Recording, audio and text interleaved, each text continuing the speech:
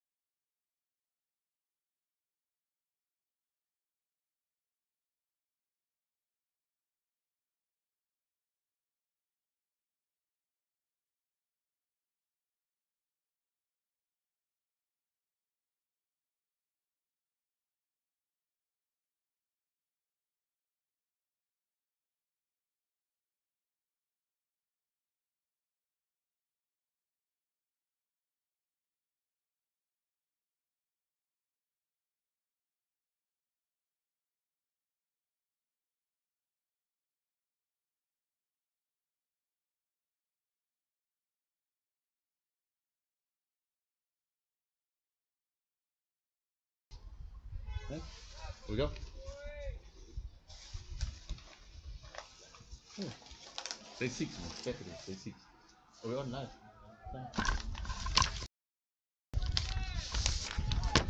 Good morning to all the viewers. Here we are coming to you live from a very cool Willowmoore Park here in Benoni. It is day 6 of the Africa Cup. It is Rwanda, the giant killers. They up against Malawi today. It should be a really intriguing clash. My name is Zahid Adams, and alongside me is Takalani. Good morning, Zahir, and good morning to all the viewers, wherever you are. We are live in Benoni, like Zahir said. We've got a contest on our hands here. It's Rwanda against Malawi, and Malawi will be betting today. Right, and they've already shown that they are serious contenders for this title. They defeated the World Cup qualifiers, T20 World Cup qualifiers, Uganda earlier in the week. So they definitely are a team to be reckoned with. They have won the toss and inserted the Malawians as we are ready to get underway.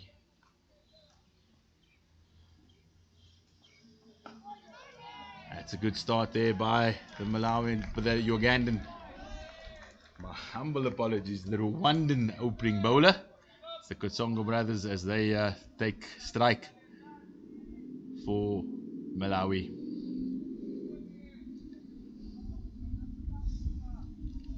It's a very cool day here in Benoni and on the east rand of Johannesburg.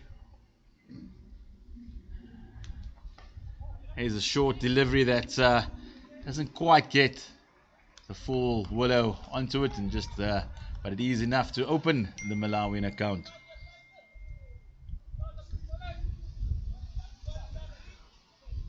Yeah. Rwanda, of course, in their traditional blue and yellow strip, and Malawi in the red and black.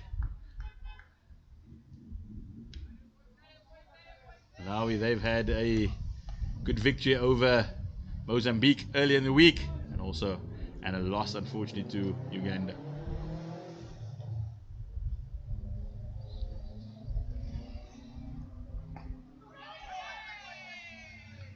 Taklani, we've seen throughout the week that these early overs, the opening power play, teams have lost a minimum of 3 wickets. So that will be Malawi's challenge, just to get through the power play, at least partially unscathed, to create the platform for their big hitters lower down the order. Yeah, most teams will love to score more runs in the power play,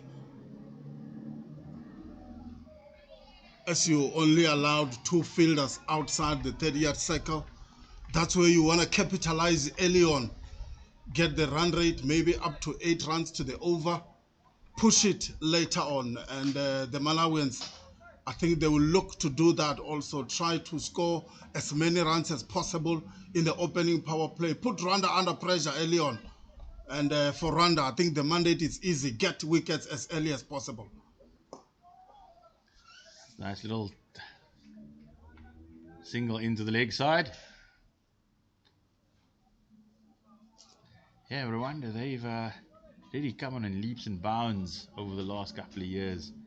They side that are not afraid of the big guns in Africa, and great things are expected from them this week. Yeah, and the Katongo brothers, Donex Katongo and Gift Katsoko, they will be looking to replicate the performance they produced against Uganda when Donex scored 41 and Gift scored 38. He'll have to bowl that one again. Just slipping down the leg side. Yeah, maybe trying to overcompensate a little bit onto that one. Try and search for a wicket. We spoke about Rwanda looking to get wickets as early as possible. You can't blame the bowler there. They have to try and search the wicket, put the two brothers under pressure early on. They are the key wickets here for Rwanda.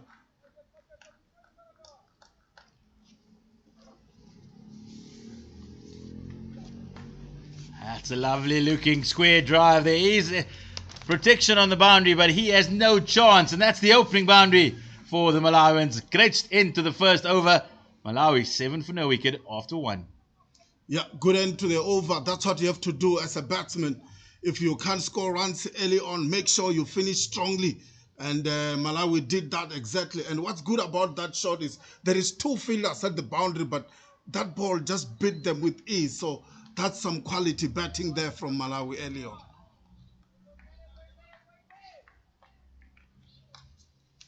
New bowler for Rwanda from the media centre end.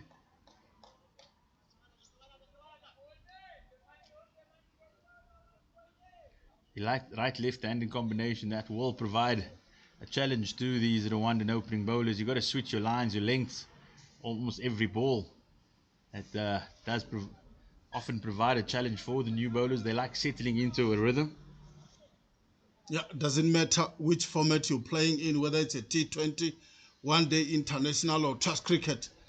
The combination will always frustrate or bother your line and length early on. And it's good to see that Malawi, they've got that combination trying to frustrate these Rwandan bowlers.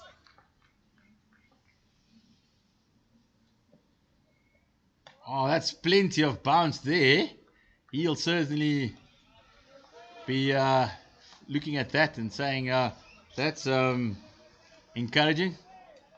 So much bounce. It went for a wide, but he definitely won't be deterred by that. Yeah, I think the batsman will not be bothered, but that's a good start from the bowler there. Asking the batsman on a shorter delivery, see if the batsman is ready early on. And Rwanda, they are really up to this. They've got good fielding position. They just have one slip. It's very wide. And then you've got cover, extra cover and mid-off on the offside. That's a big appeal. That's a big appeal. That's the first wicket. Akayezu, he has struck for Rwanda. Taken the first wicket. The early breakthrough, just what the Rwandans needed. And the Kasango brother, he's on his way. First breakthrough for the Rwandans. Yeah, asking question with a shorter delivery first up. And then the second one was a good line and like the typical length that you have to bowl here at Willowmoore Park. And the batsman just edged that one to sleep. And Rwanda got the first cherry here today.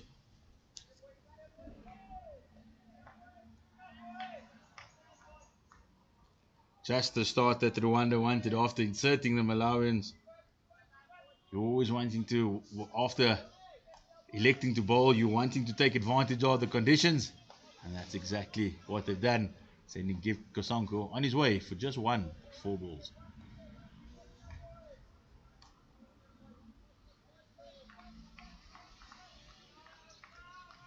And Rwanda looks to maintain the same field position for the incoming batsman. And they've got 3 fielders on the leg side, a short fine leg and mid-wicket and mid-on the leg side. On the offside, you've got a slip, a point just in front of square, cover and mid-off. And then you've got third man also for the Rwandans.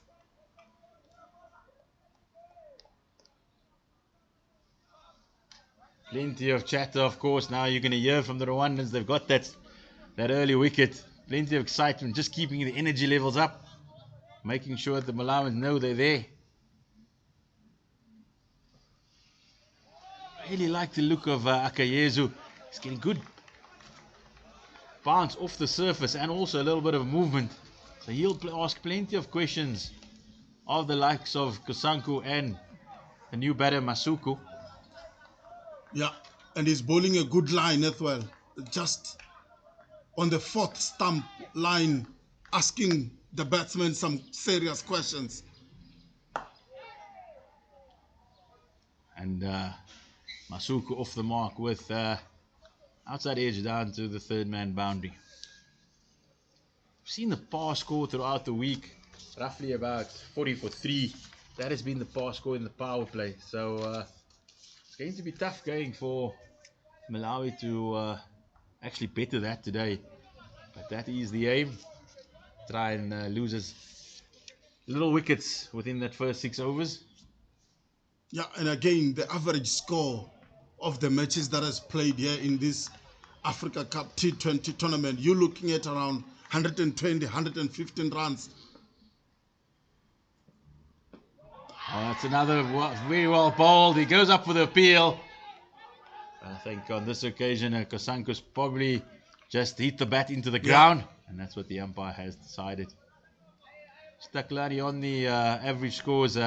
We saw Uganda though, they pushed it a little bit further. They got up to close to 160 yesterday. And they had some really exciting batters there in the middle. Rwanda, if I'm not mistaken, the left-hander, he really showed his class. Plenty of elegance through the covers.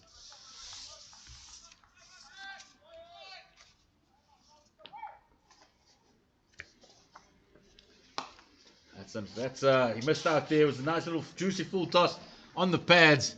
You could only turn it away for a single. Kosonko would have felt that should have got a little bit more bat on that one. Yeah, and the other game, Zahir, which produced some sort of an average or runs which are more than 150 was the game for Botswana against Gabon. Botswana managed to score 153 runs for 6 in that game, and they managed to win it.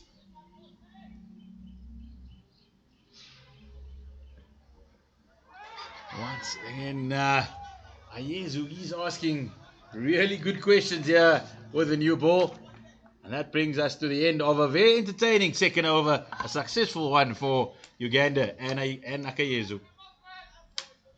Yeah, Rwanda on the money early on. They're on the money here today against Malawi. Early on, the bowlers keep asking questions. They've got the wicket already in their power play, and they will look to continue for Rwanda. This match, Zahir, it's so important. They have to win this game to try and get an opportunity to get to that semi-final spot. Their last game will be against Mozambique. And if Rwanda can win this game, I guess they will have 1 foot into the semis already.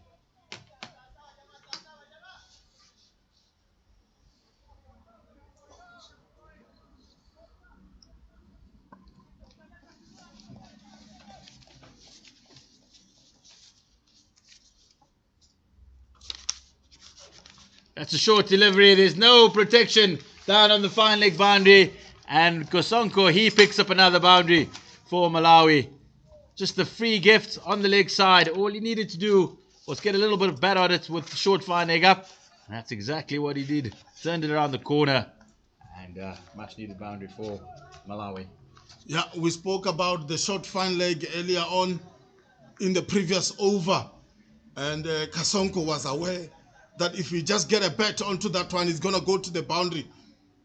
And he continued with his good form here in this Africa Cup T20.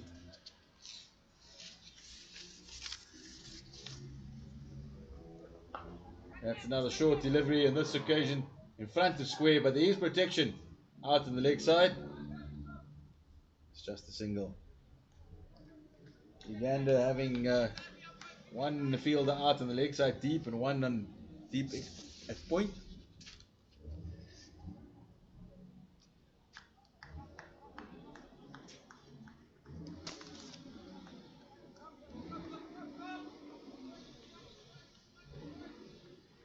Again, Rwanda, Zahia, still maintaining that slip position, still looking for wickets early on. And that is the breakthrough, the second breakthrough for Rwanda. That was plumb in front, and the umpire had no hesitation in sending Masuku on his way as Malawi slumped to 15 for 2 in just the third over. Yeah, Rwanda continue with a good start. A big LBW to get Malawian batter out here. And this is a good start. You spoke earlier on about 3 wickets in the power play. It looks like the Rwandans are continuing or will be doing exactly that here today. They've got 2 wickets already. They are just 1 wicket away from that 3 wickets in the power play that most teams have been doing in this Africa competition. Really, we have seen that he's a little bit in it. This Willowmoore Park surface early doors in the morning. We do know it was summer. There was a little bit of rain overnight, and that would have just freshened up the surface a little this morning, and that's why Rwanda had no hesitation in electing to bat, at least to bowl this morning.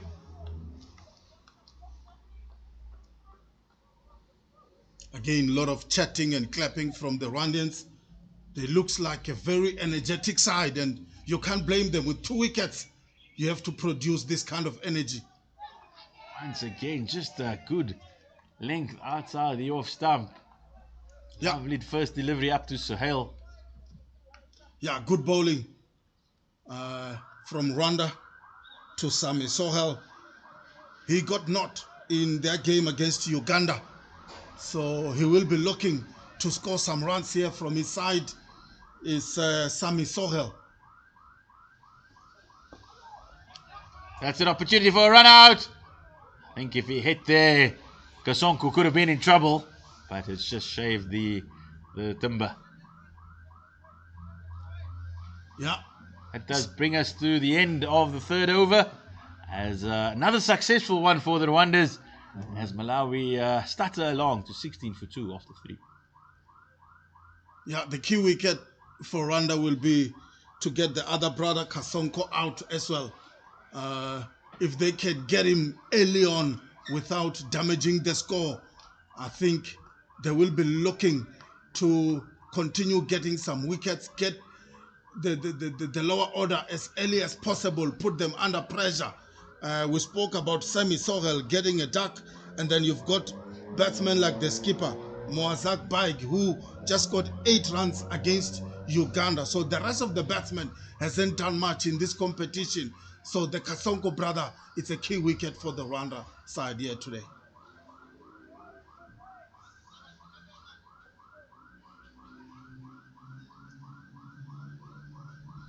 It's interesting that you mentioned Sakalani, that you mentioned the skipper Mozambique. They've actually held him back. He usually walks to the crease at number 4, but with Malawi losing that 2 early wickets, they don't want to expose the captain because he is their key batter. He showed in the follow-up game against Mozambique as well. He masterminded the run chase. Got out just before the end though, but definitely the key batter for Malawi, as another single gets added to the total. Mozambique, he's 38 years old, young, at the South Africa Cup. Very, very experienced. He bowls tidy off spinners, does the skipper as well. But he's definitely their key batter. They tend to bat around him. They look for him to go really deep, and the other batters try to play the shots and take on the bowling. So very interesting to see they've kept him back, not exposing him to the likes of Akayezo and Biamania.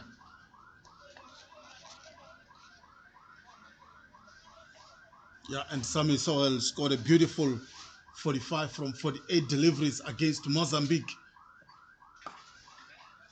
It's a lovely square drive, and it will go down to the boundary for Sami Sohail. He's got his first boundary of the morning, and it keeps Malawi ticking along here in this power play.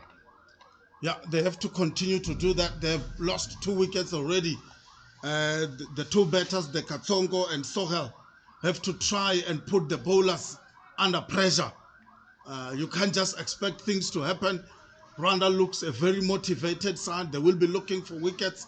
And if opportunity presents itself to score boundaries, Malawi have to take it with both hands. Nice looking pull shot. That could be a consecutive boundaries for Samuel Sohail. He's looked to find, he's found his groove here. And he's going to put this Ugandan bowlers under, at least the Rwandan bowlers, under pressure. I like the sound of the bat. It was hit hard from Sami Sohail, just in front of square, and the ball goes away to the boundary for a beautiful 4. And Malawi continuing nicely, 2 consecutive boundaries in this over.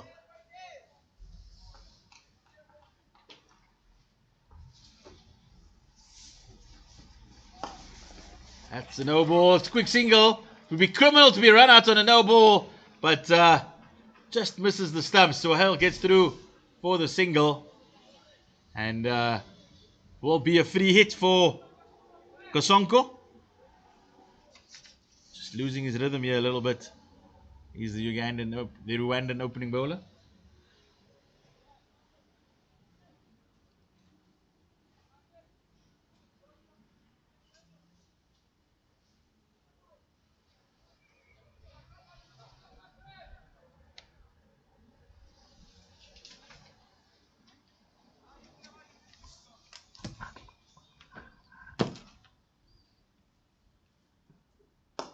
That's taking full advantage of the free hit.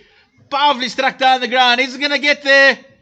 And unfortunately for the Rwandan fielder, Kerich, he put in a good attempt, but he just wasn't able to keep it in field. And that's another boundary for Malawi as they motor along suddenly to 32 for 2 after 3. Yeah, good effort by the fielder, but it was a good shot by Katsongo straight down the ground, the safest place on the cricket field, and Malawi continue scoring boundaries here at ease. And then Rwanda, the bowlers are now giving boundaries here to this Malawian batsman.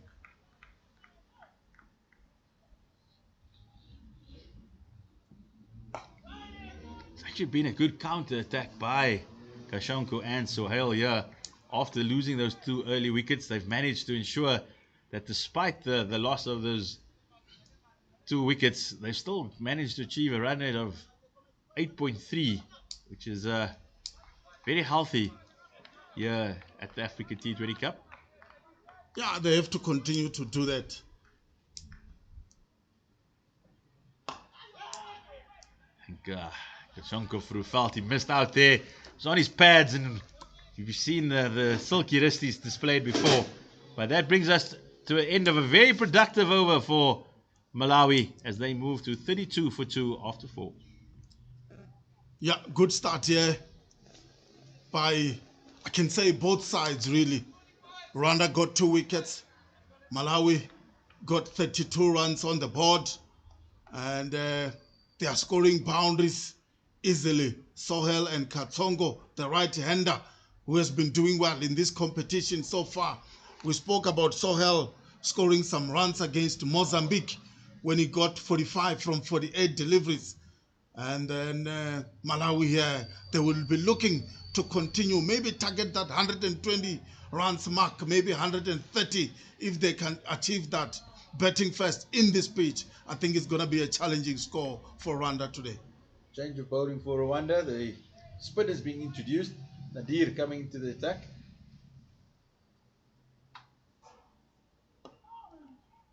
Left arm spinner on the money from ball 1. Haven't seen many spinners bowl in the power play. This is an attacking move by Rwanda.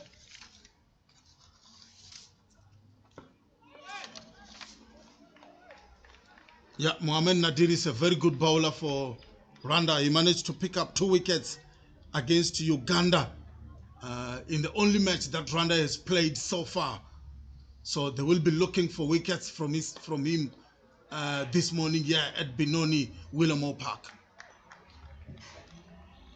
I think he's particularly asking big questions of Sohail. It's not as Sohail enjoys pace on the ball.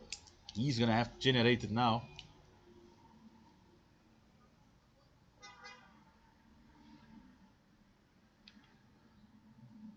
Goes down the wicket. There's a man at long on, but it's falls just one on the bounce. But that is exactly what Mohamed Nadir is wanting Sohail to do.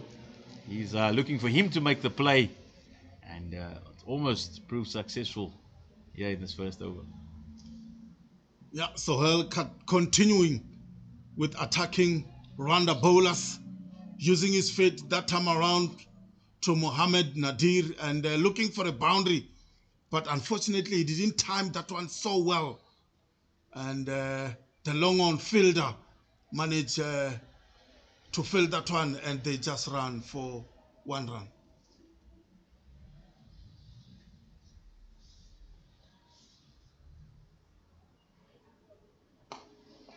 So a little bit short. It thinks into the leg side. Sohail, he's going to run. He's going to come back for the second. That's fantastic running there by Sohail. He makes his ground. Would have been interesting to see if Nadir was able to collect it cleanly. But just shows good intent there from Samuel Sohail. Yeah, good intent from Malawi.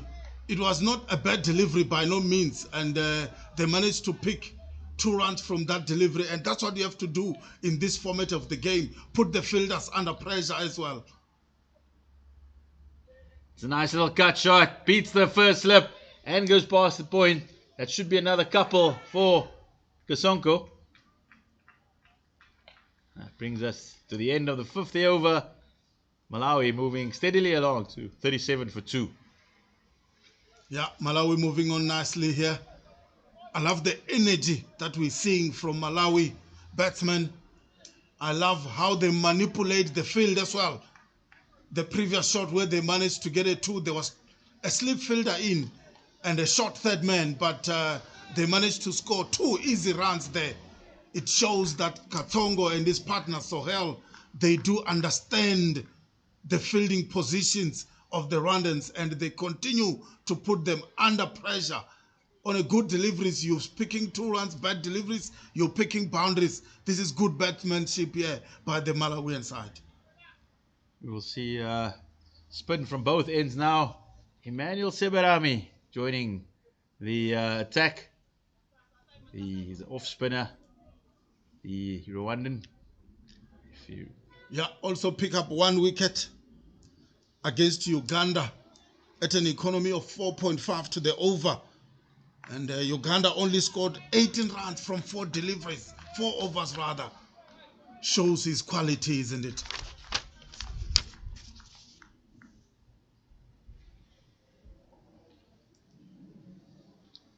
That's short, outside the off stump, gets the outside edge, beats the slip and the point, so they'll come back for 2. Also, they'll come back. They decide against the 3rd. Yeah, fortune favors the brave. It was not particularly there to play that kind of a shot. But Sohail, we spoke about how attacking he has been today. And he's shown that exactly when he pick up that 2 runs. Good balls for Rwanda are going for 2s here. And this is good batting by Malawi. That's short, it's out into the deep. Just 1 bounce to the fielder. Takalani, there's the viewers might have listened to me yesterday when I was speaking in the Ugandan game, but it's a very heartwarming story about this young man, Emmanuel Sebarami. I know him fairly well.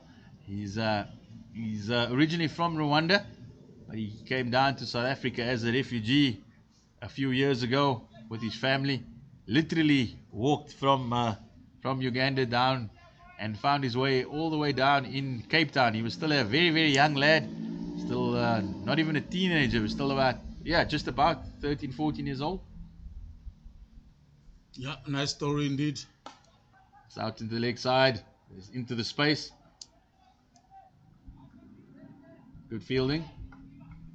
So he came down to South Africa with his family, moved down to an area in Cape Town on the Cape Flats called Retreat.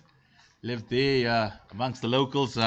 if you speak to him, he sounds very much like a local Cape Townian lighty. And then was fortunate enough, showed a bit of talent just playing street cricket. I'll continue after this delivery.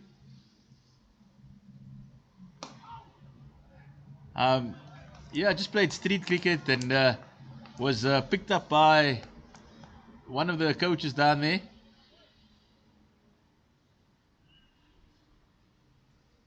That's short again. It's not hitting his length at the moment, Sebareme. That'll be another couple.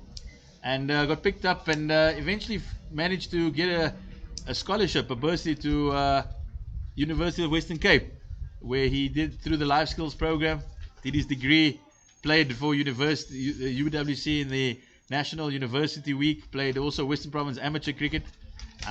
Was also good. He's a very good footballer. Played varsity cup football as well, varsity cup cricket. So an all-round talented sportsman. And he now finds himself at Tuks at the University of Pretoria, playing for Northerns cricket. Wow. And so he gets a call up from Uganda whenever they are in action, and he goes home to play for his local side. At one stage was very keen to play for South Africa, but he's now chosen the country of origin. That brings us to the end of the power play, 44 for 2 after 6. But very, very educated young man. He's got a couple of degrees behind his name, and also very, very versatile cricketer, both a sportsman, playing both cricket and football. So just shows when talent is provided with opportunity, what can be achieved. And Emmanuel Sebaram is definitely a showcase of that. Yeah, good story indeed. I can listen to that story the whole day. Fascinating story, very inspirational to any young boys and girls out there who are playing sports.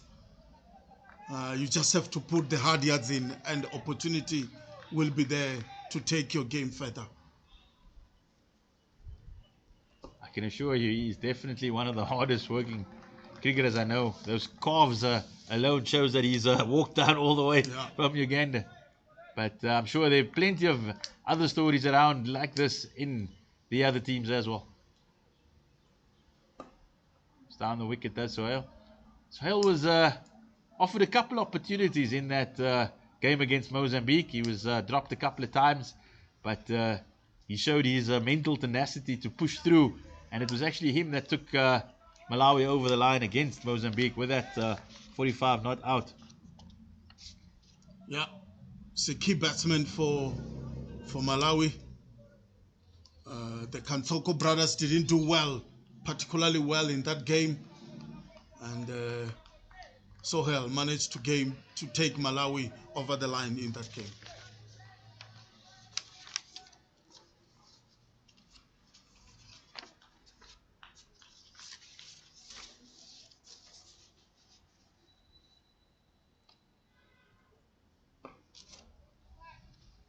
That's exactly what Marie wants to do. He's going to be targeting that off stump, keeping it tight, not offering Kasonko any width. Free those arms.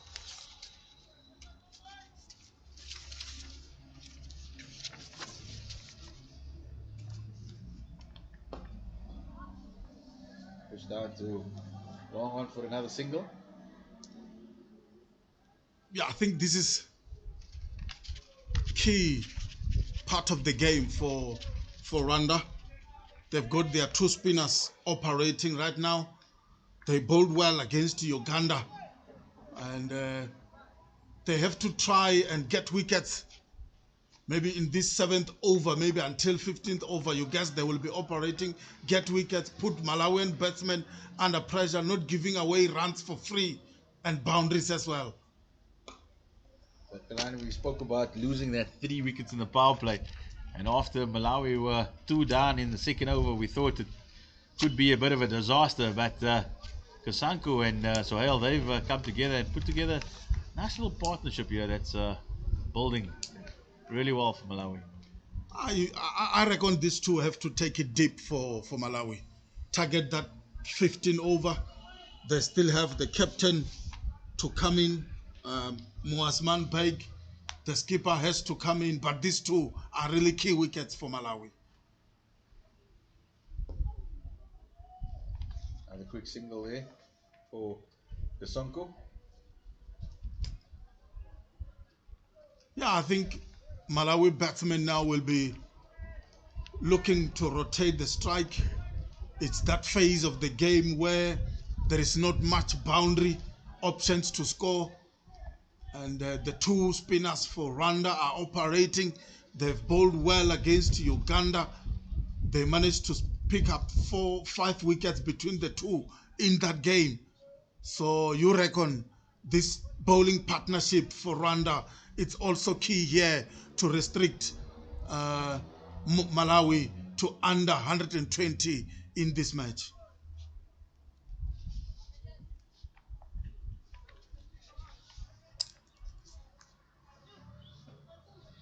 So Ramage having a little bit more protection on the leg side. He was a little bit short in his first over. Was Manny Seberami? I call him Manny Pacquiao. Small man that packs a heavy punch. Yeah. That's good running once again there by Sohail. Yeah, I mean, Rwanda got only two fielders inside the circle on the leg side. And that's good understanding from Malawi there, just using or manipulating the field and managed to pick up easy 2 runs. The field is spread right now. You've got more fielders on the boundary since we're done with the power play.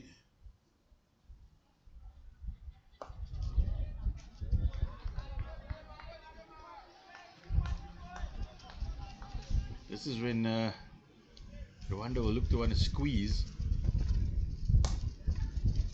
At the moment, Malawi doing really well, hitting the ball at spaces and running really hard. That is another good two there by Sohail and Kasanko.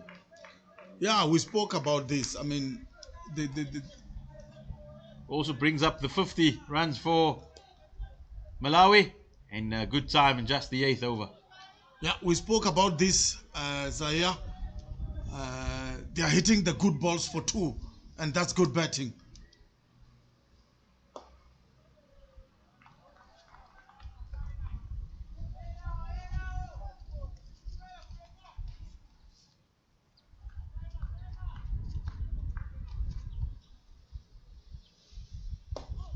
That's much better from Seberami. He's found his mark now. He was a little short in that first over. And I love how he goes through his over so quickly. That's nicely bowled. Yeah, and before you know it, the over is done. Before you know it, he has completed his 4th allocated over. So that does bring him to the end of the second as Malawi move across to 53 for 2 after 8. I was going to tell you earlier, Takalani, that while telling that story, it was rather difficult because he didn't give me much space between deliveries, and it felt like I was a bit on fast forward there. It wasn't only putting the batters under pressure, he was putting the commentators under pressure. So Malawi, they've moved along, but just over the last few overs, the spin of Nadir and Seberami, at one stage the run rate was up at about 8.3, and it's come down all the way to 6.6. Looks like we're going to have a change of bowling from the Willowmoore Park High School end. Nadir out of the attack.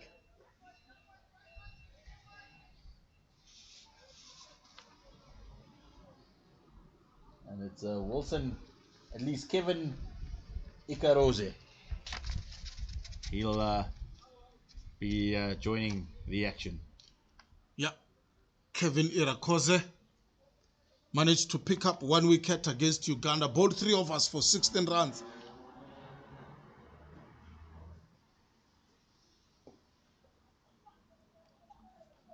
Looks like he'll just bowl some gentle off spin. Ask the batters to make the play.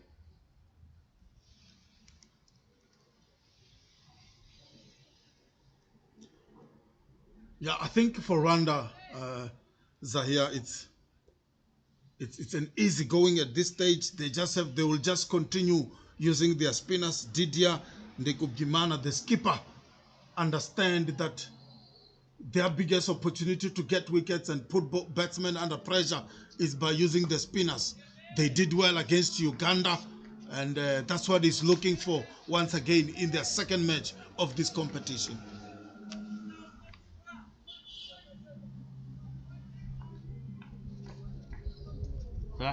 Kalani, it's a wonderful initiative to see these African teams in action here in South Africa.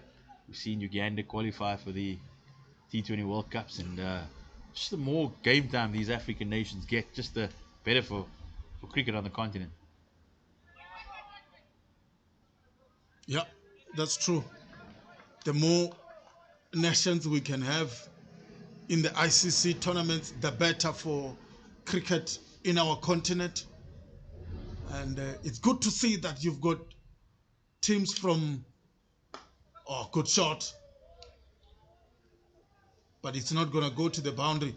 I was still saying it's good to see that you've got teams from Eastern Africa. You know, you spoke about Rwanda, you spoke about Uganda, and then teams from the southern part of Africa as well, the likes of Malawi, and this is good for the development of cricket in our continent. Botswana as well, they've been solid contenders, winning the Southern African Cup. Unfortunately, they were shocked yesterday. Sierra Leone producing a fantastic result. Greg Sime, the opening bowler, taking a hat-trick, and then also coming back and hitting the winning run. So Sierra Leone, they were celebrating a famous victory over Botswana yesterday.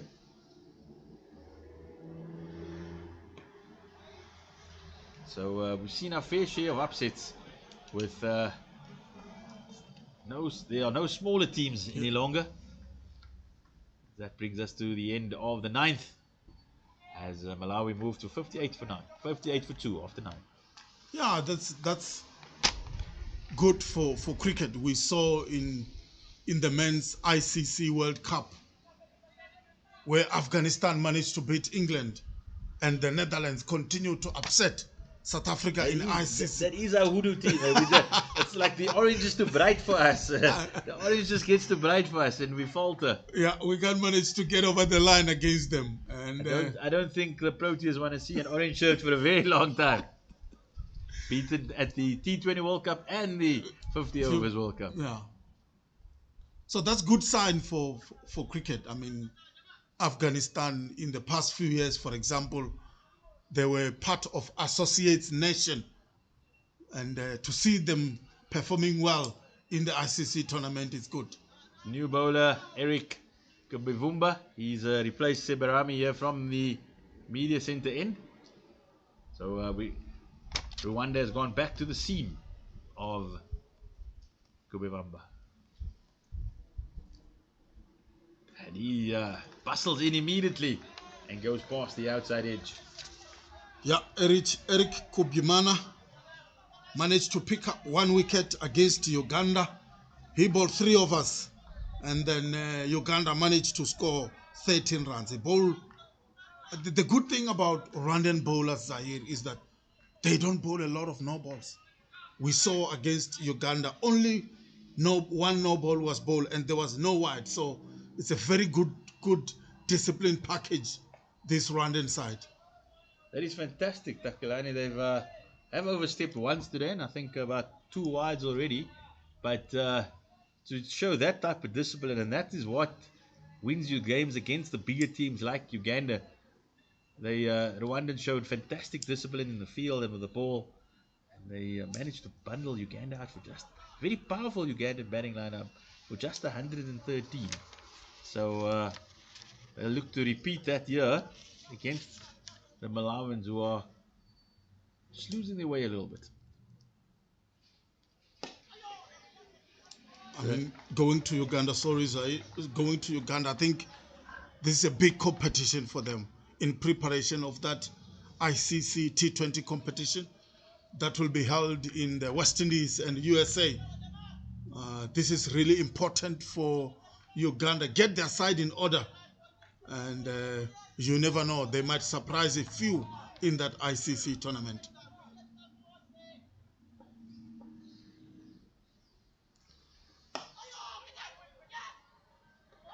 That's fantastic fielding by the bowler. He has dismantled the stumps. But Kasonko has got back into his crease. Takalani, something I'd like to see, and we know that Cricket South Africa have their own programs to run and their own talent identification. But it would be fantastic to see Uganda play in the T20 challenge later this year. We know that plenty of the South African teams, their players will be off to the IPL and various other tournaments around the world. But to slot the Ugandans in amongst the unions as preparation for the World Cup in June, July, I think that would be wonderful for African cricket. Yeah, I agree with you there, Zaya, 100%. For the development of cricket in our continent, South Africa has to contribute. And I think that will be a great initiative. I love what Cricket South Africa is doing with the women's game. It is now professional cricket, and that's great. And on the men's game, I guess if they can help this so-called smaller nation up their game a little bit, obviously it's going to benefit the continent. Do you remember a few years back, Zimbabwe, the Chevrons, they competed in South Africa's domestic competitions. Both it was back in the day. It was called the MTN One Day Cup, and also in the first class competitions. So it would be lovely. I know the fixtures have been drawn up, and it would be a bit of a logistical nightmare.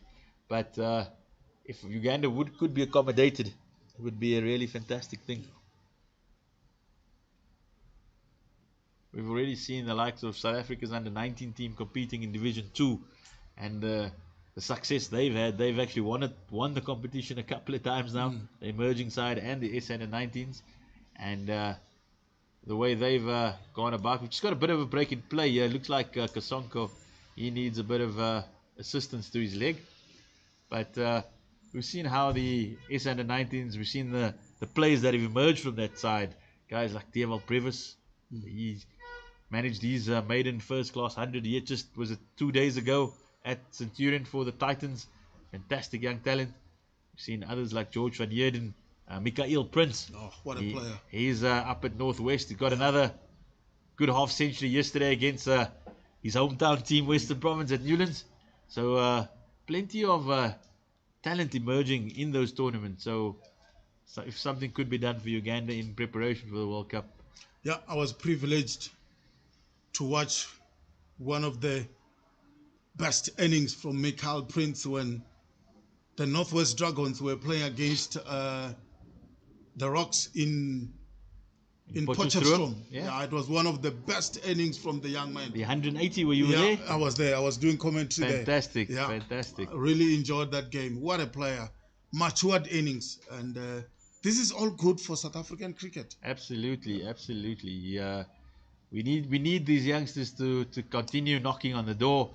Seeing the likes of Quentin de Kock, they moving on to should we call it different pastures, not greener pastures, finding their feet in different leagues around the world.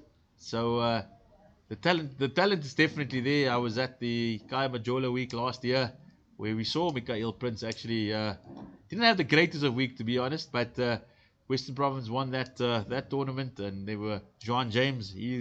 He'll be in the S under-19 squad again, contracted to Western Province. So quite a few Abdullah Bayumi, Western Province all-rounder as well.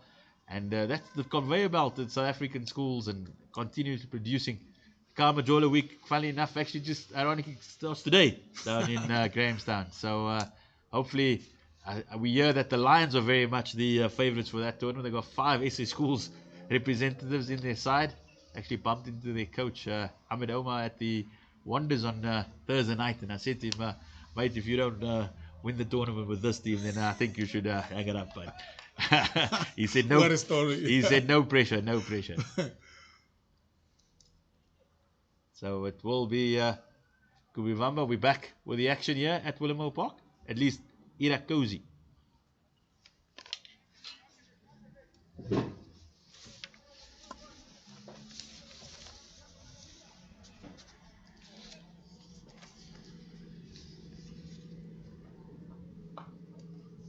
What a shot down the leg side, and well stopped there at the boundary, and they managed to pick up 2 runs. Good shot there by Katonko, and Malawi moved to 63 for 2.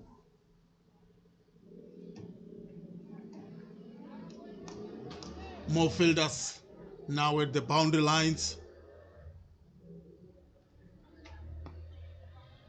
Again, this one just defended backwards by Katsoko for no run.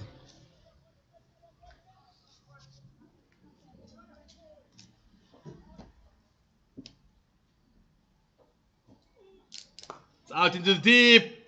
There's a man there, but he's only a spectator, as that is a maximum for Suhail.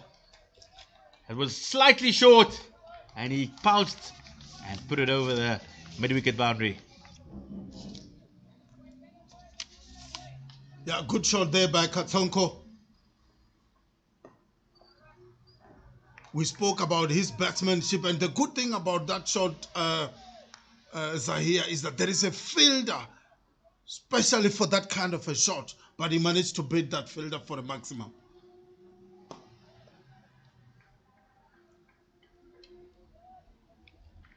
That's a good cricket as well. You want to, after the boundary, you want to get a single just to keep the momentum, and that's a really good cricket there by Sohail. He's moved to 35 with just 32 deliveries. Yeah, I'm very impressed with Malawi, how they've gone about their business today.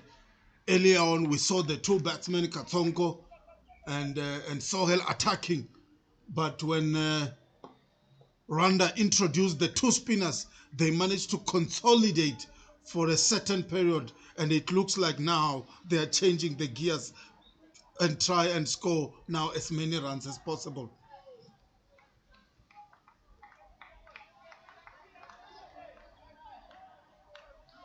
And the score now moved to 71 for 2. And a steady progress here by Malawi. But what I've liked also about this here is that the energy level shown by Rwanda on the field, it's really second to none. Absolutely. It's been a good contest thus far.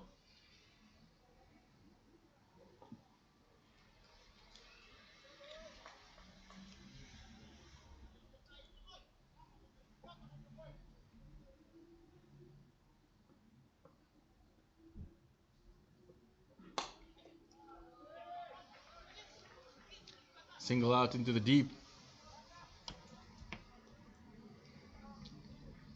Songo, he's also moved along nicely. 31 of 27.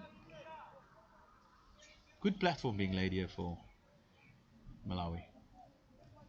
Yeah, you spoke about Malawi holding back the skipper a little bit. Muazzam Baig, the skipper of the side. I think this platform has been laid for him to come in and try and destroy these Rwanda bowlers.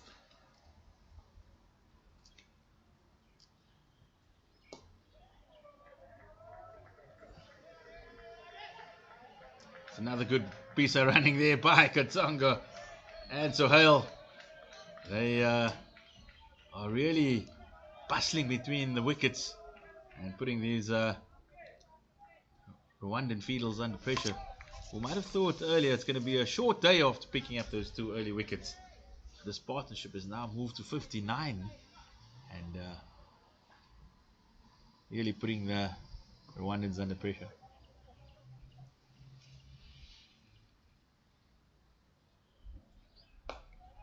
That is a chance at point, but unfortunately just only getting the fingertips was a good effort. Wasn't easy, but unfortunately the much needed wicket for Uganda does not come. Short and wide, hit hard. The fielder there at point, big attempt rather, but unfortunately couldn't grab that one. That would have been a huge wicket for Rwanda there. But once again, an opportunity gone begging there for the Rwandan side. But it was a good attempt in the end. Once again, luck favouring Sohail. That's a juicy full toss. It screamed into the covers.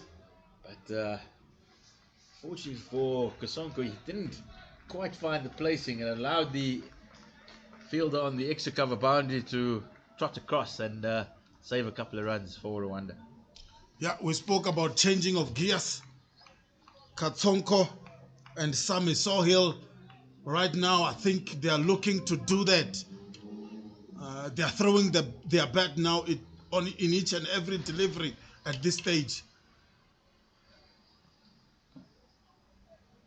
Stop timing there for Kasonko. Yeah, almost chopped that one onto the stumps. Again, we spoke about the aggressiveness of these two batters, the aggressiveness of Malawi. And this is good to see now. They are trying to increase the antics a little bit. 77 for 2 right now. And the two batsmen on the crease, Katsonko and Sami Sohail. Key partnership here. Already over 50 runs. This is key partnership for Malawi. Nice looking drive. So he'll push. But Malawi ensures it's just a single. That brings us to the end of the 12th over. Malawi moves steadily along to 78 for 2.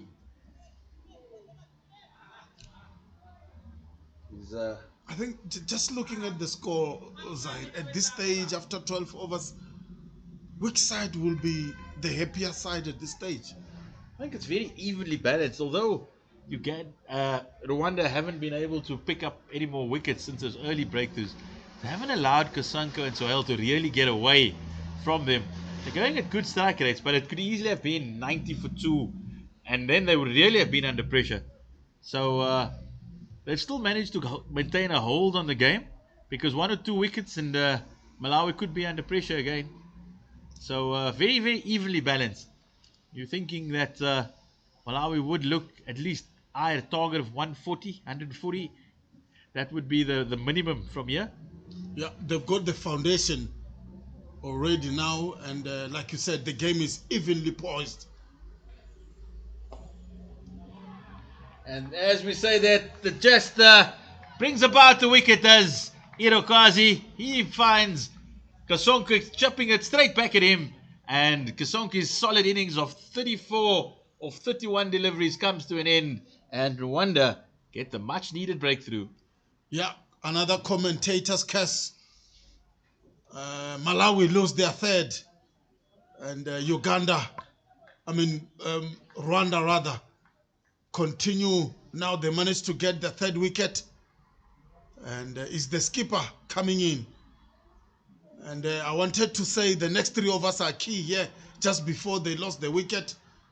And I reckon now the next 3 overs, 3-4 overs, maybe until the 16th over of the innings, this is key moment for both sides.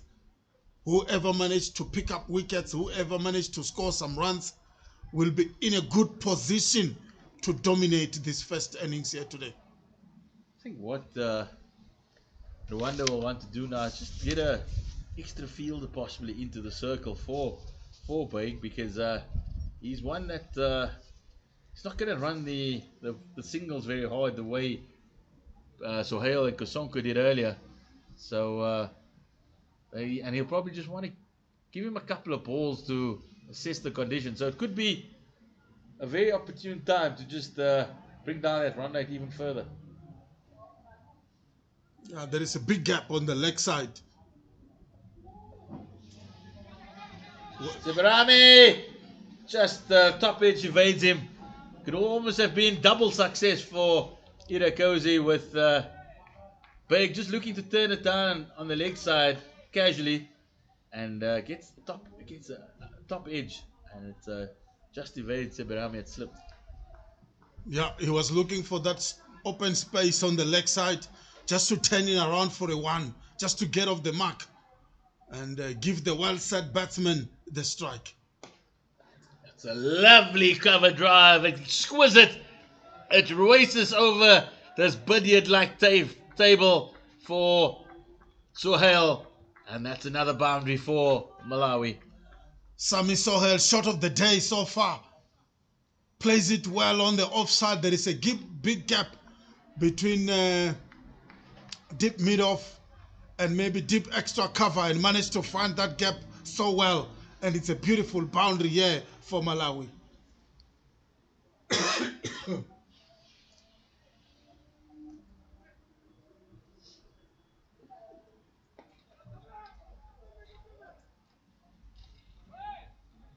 Another single to the total.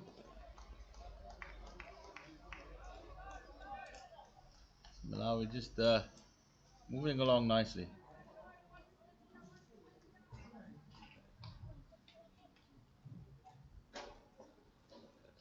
Once again, Baig just trying to find that open spaces, and it will be a wide.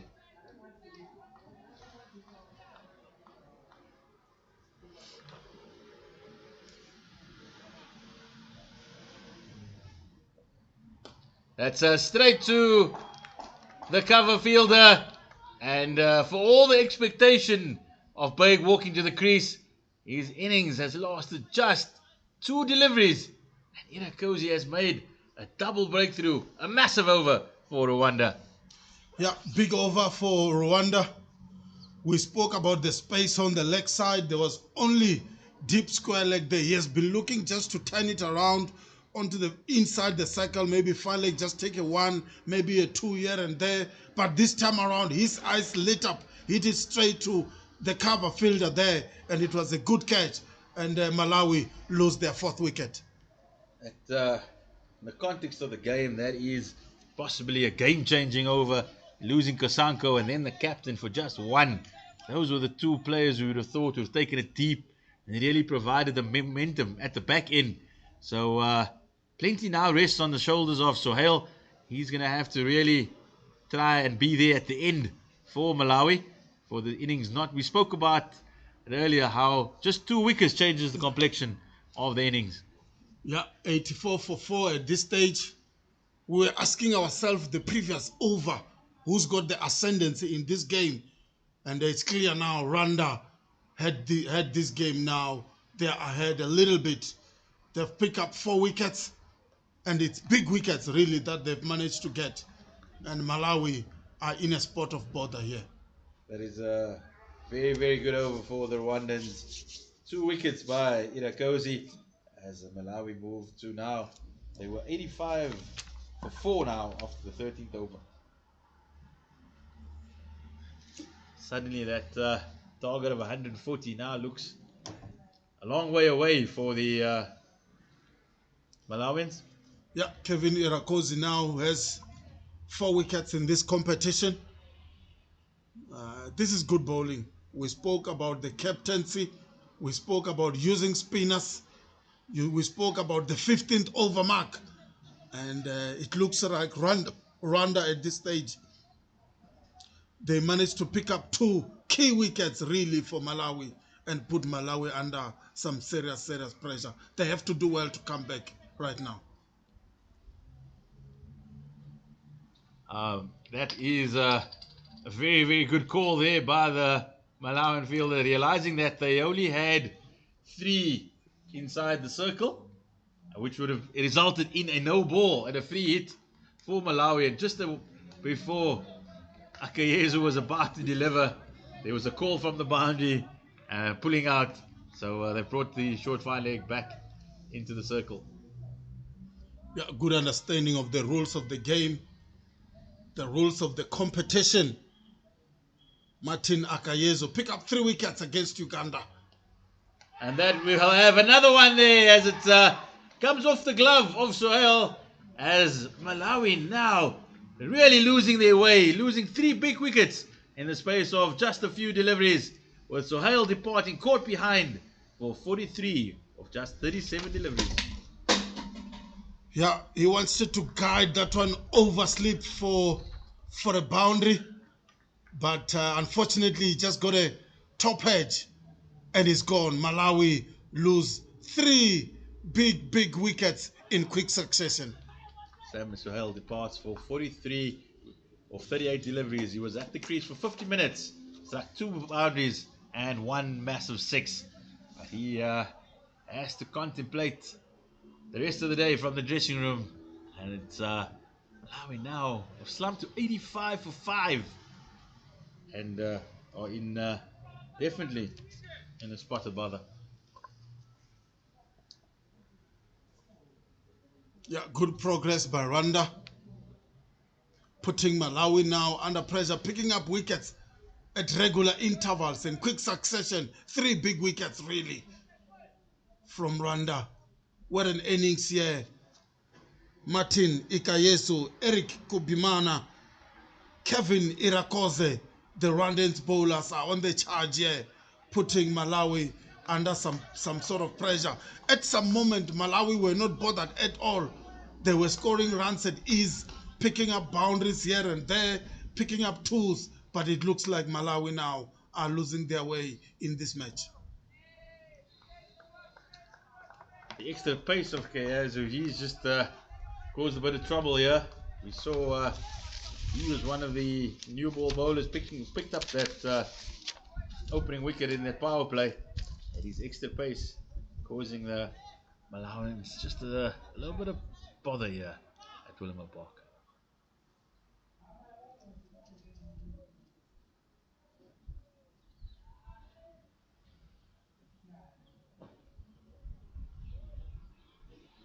Just losing his radar there, pushing for the Yorker, but the GPS wasn't lost its signal, and it went away for four extra wides. Just saying how disciplined they were, but that one will concede 5 much needed runs for Malawi. Yeah, they will take them anyhow. They will come at this stage. They've lost some crucial wickets, so opportunity to get some runs. Me and you spoke about that 140 mark. At this stage, it looks like it's a long way ahead for Malawi.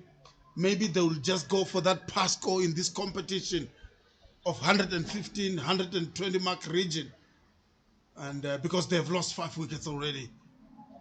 Oh, that's a dangerous one. So Akiyazu's radar really losing it here. We saw the previous one slipping down the leg side for 5 wide, and now he's delivered a dangerous beamer that has hit Indwala on the gloves.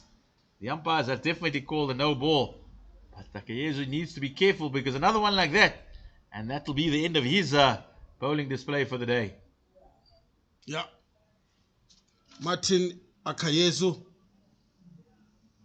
losing his bowling line at this stage. We saw another one down the leg side. This one is a beamer.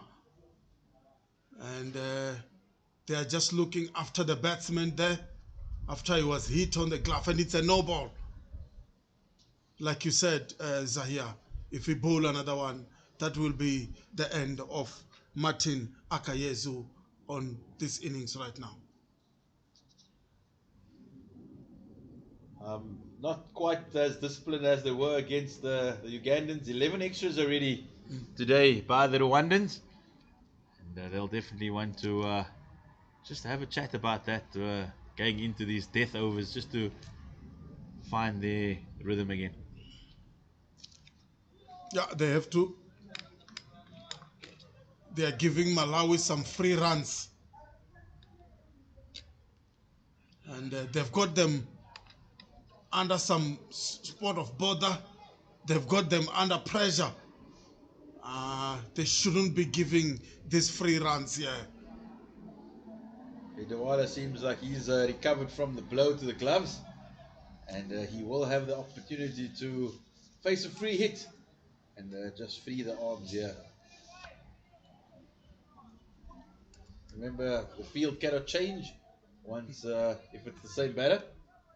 So there's a deep extra cover, fine leg, third man, long on, long off, and mid wicket on the fence. Does have a swing, he hits it into the vacant cover region. The ball's trickling along. There's a fielder who does excellently well for Rwanda, and he's backed up by Sebarami, and they've managed to keep it down to just 2. Good work in the field by Rwanda. Yeah, we spoke about Rwanda energy on the field, and they've shown exactly that when they managed to stop that ball from tinkling over the boundary. And the outfield is not that quick here today. Maybe some overnight rains, which we had in some parts of Gauteng. And what a comeback by Akayezu. We've seen licorice all sorts over. We've seen wides, we've seen beamers, and now we're seeing him uproot the stumps. What a ball by Akayezu. Yeah, off stump there goes tumbling. What a delivery. That's the fast bowler's delivery. What a wicket. And Rwanda continuing, doing well here. Bar those 2 deliveries that Akayezu bowl. But once again, they continue to pick up wickets at regular interval. And Malawi lose their 6 wickets.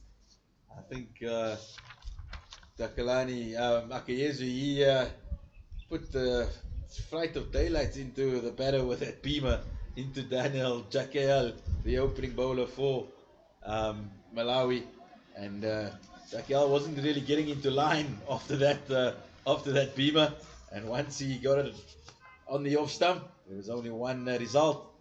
And, Malawi lose their 6th wicket in this T20 Africa T20 Cup. Yeah, Rwanda on the charges here. They've bowled well. They've fielded well. The energy on the field, also we spoke about it earlier on. They've done well, yeah. We spoke about the extras that they've bowled, but the line and length from the spinners, more especially, I think they bowled really well. They managed to bring the innings together for the Rwandans. We spoke about Mohamed Nadir. We spoke about Emmanuel Seberami, the 2 key bowlers for Rwanda today, yeah. This is where you see the experience of someone like Sebarami as well, who's played amateur provincial cricket in South Africa. He realizes that there are 2 new batters, it's an all-rounder and a tail-ender, and he's immediately brought himself back into the circle along with the long off. So Rwandans now have 6 fielders in the circle, just the 3 men out. So that's really turning the squeeze.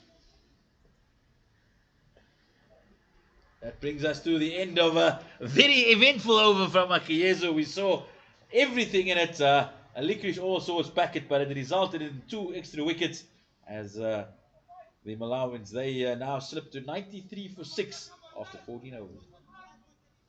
Yeah, the last delivery there from Martin Akayezu kept low a little bit. I'm not too sure if the pitch is starting to misbehave. We spoke about the rain that we had in some parts of Gauteng yesterday. And I think second innings when Rwanda bat, I think it's going to be very, very difficult. I think it should be a sign for Malawi here. Anything in a region of 115, 120 will be a good score in this pitch. Oman Nadir, he comes back into the attack. He's bowled 2 overs for just 9 runs.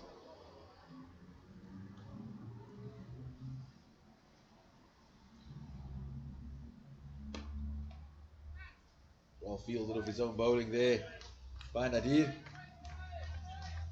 Always good to see a bowler putting in the effort. Yeah, Rwanda attacking now. More fielders inside the 30th circle looking for wickets.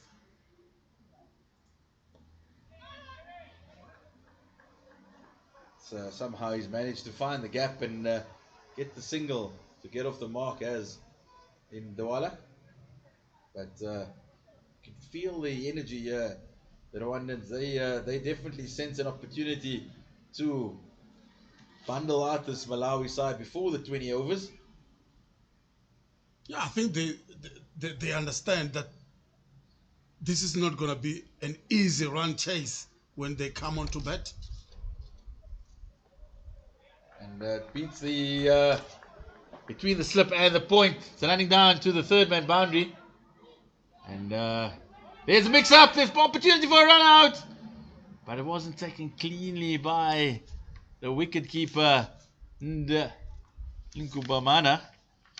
Yeah, an opportunity there to get a wicket from Didiandi Kubimana, the skipper, the wicket keeper of the side as well.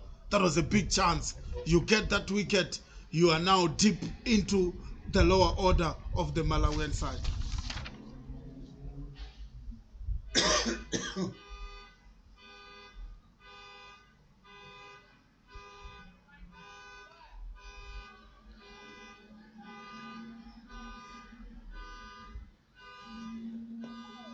Once again, Nadir just on the money. He's not moving away from his template.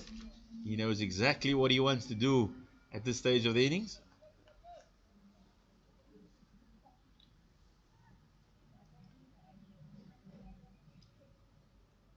Ooh, that one got a bit of bounce and turn there. Surprising. Chwamba. Yeah, the pitch starting to misbehave a little bit. We saw one kept low earlier on. This one, a bit of a tennis ball bounce. Again, Mohammed Nadir continuing with his good work here for his keeper, for his side, not giving away anything at this stage. And the Malawian batsmen are struggling to get him away. Unfortunately, rules of the game dictate that if the ball pitches outside leg stump, it cannot be an LBW. And that's exactly what the umpire is just explaining there to Mohammed Nadir. But another good over, another tight one from Mohammed Nadir as Malawi just inching along at 96 for 6 after 15 with 5 overs remaining in the innings. I think this is big 5 overs for Malawi. At least they have to get 30 runs from it. Get that 120, 125 mark. And this pitch is starting to misbehave a little bit. And you never know. We know Rwanda is a big side in the continent. One of the key side. They've got some good players in their side. You keep talking about Emmanuel Seberami, who's playing his cricket in South Africa. And Malawi here, that 120 mark, it's really key for them.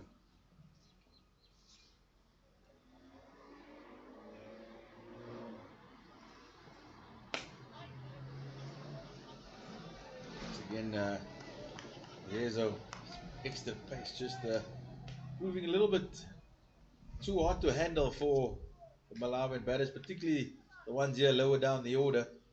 They wouldn't have been accustomed to be facing such pace on a regular basis. Yeah, Malawi batsmen is struggling with Rwandan pace here today.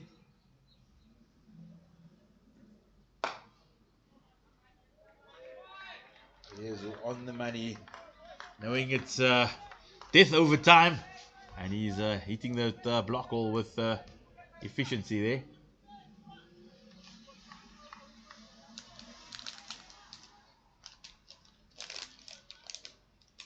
Yeah, Rwanda continue to squeeze this game.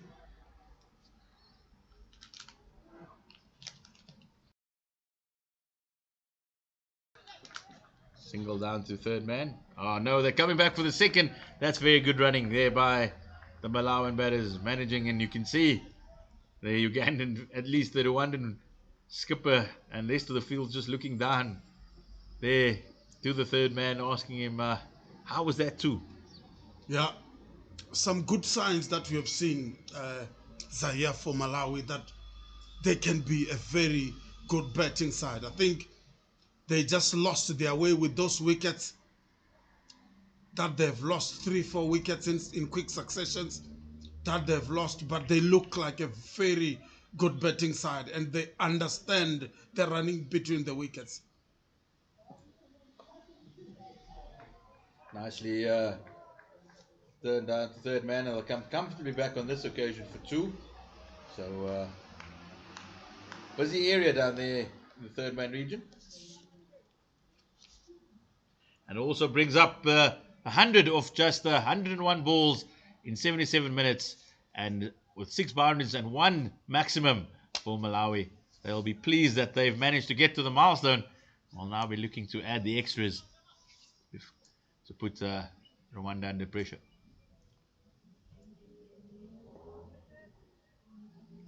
And again, Zaya, we have seen it on a number of occasions. If Malawi start to score some the Rwandan bowlers become a little bit overcompensating, a little bit wayward for my liking at some point. And with this kind of delivery down the leg side, that's exactly that has been going throughout the day here at Benoni, Willowmoore Park. So Yezu just being a little bit naughty now. He's gone a wide down the leg stump, down the leg side. Now he's gone wide across the left-hander. So not quite executing his plans. Yeah, he's Akayezu. Yeah, I think the key for me after watching this match is that the discipline from both sides. They have to try and maintain the discipline. That's much better. That's where he wants it. He wants to get it in that block hole and not allow the likes of Indawala to free his arms.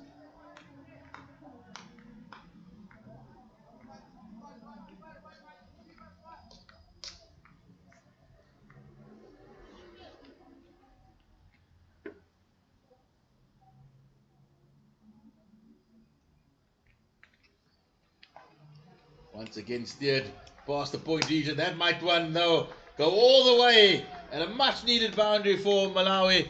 Nice little just guide past the point fielder that brings some much needed runs, and also the end of Akayezu's spell. He picked up 3 wickets, but he was a little bit expensive today. 3 for 37 for the right arm seamer. Yeah, the Malawian side continuing with some good batsmanship there, just guiding it behind square on the offside for a beautiful 4. And if they can continue to maintain the discipline, Zaid, we saw them losing some really cheap wickets there. They should have done better. They've got some good batsmen, but they managed to lose it a little bit, more especially from the 8th over to around the 12th over. That's where I think they lost their way a little bit. But if they can maintain that discipline, I think they are a very, very good batting side. Absolutely. I think they definitely had that 120 run in sight.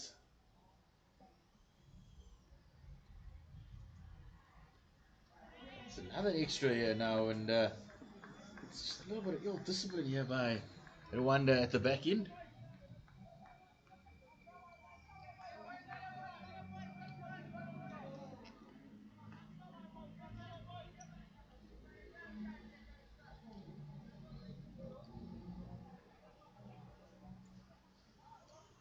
I think the target still looking at 120 plus for Malawi. I think that will be a good score.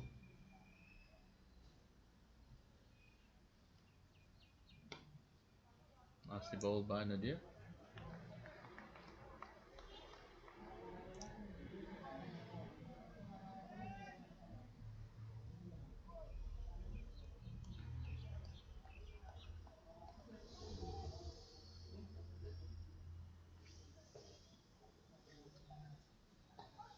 Chipped into the leg side. Look for 2, but not on this occasion. Yeah, good intent shown there by Malawian batters. Few overs now to go in this innings. Looking for that magical 125, maybe 130 runs. They know it's going to be a very challenging score for Rwanda. And opportunities to get runs, they will be looking to take them with both ends.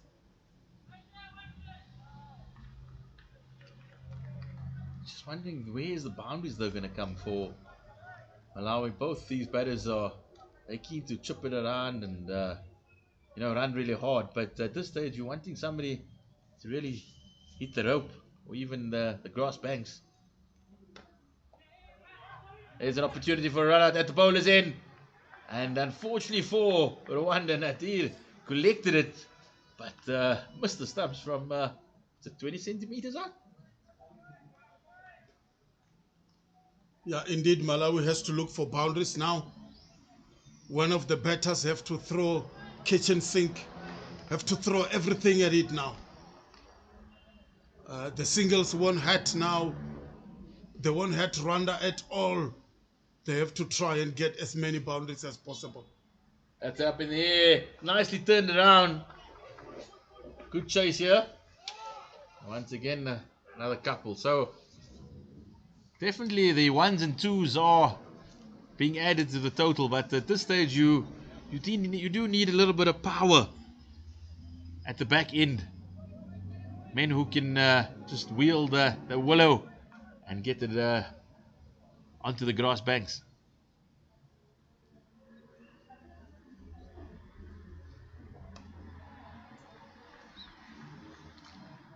Once again, another single added to the total. Brings us to the end of the 17th over. Malawi 113 for 6.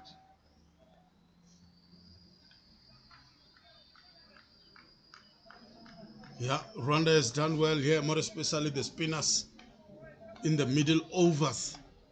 They didn't take many wickets, but they managed to squeeze the game, make it difficult for Malawi to score boundaries. And we saw Malawi batsmen overall struggling with pace. And the pace bowlers, Martin Akayezu, Kevin Irakoze, managed to pick up those wickets. And this is what bowling in partnership it's all about, Zaya. The spinners restrict the runs and the fast bowlers pick up wickets.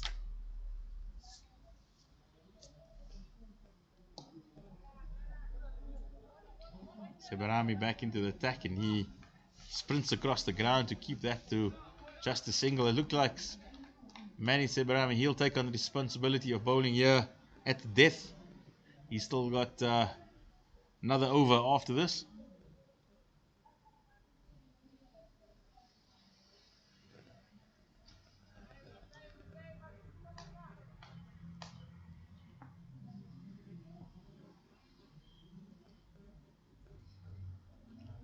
On the leg side will just be a single.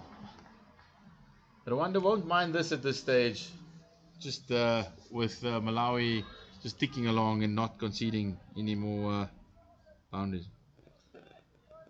Yeah, it's now bright sunshine here in Benoni. It was a bit cloudy earlier on. And the big question will be, how will the pitch now behave in this bright sunny day here in Benoni today?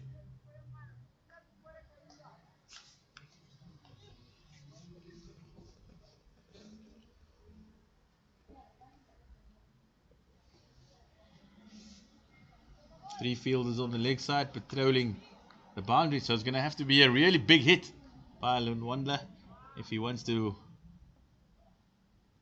evade those fielders. Instead he gets an inside edge down to the most unlikeliest of places, but he won't get a boundary, but he will get another three.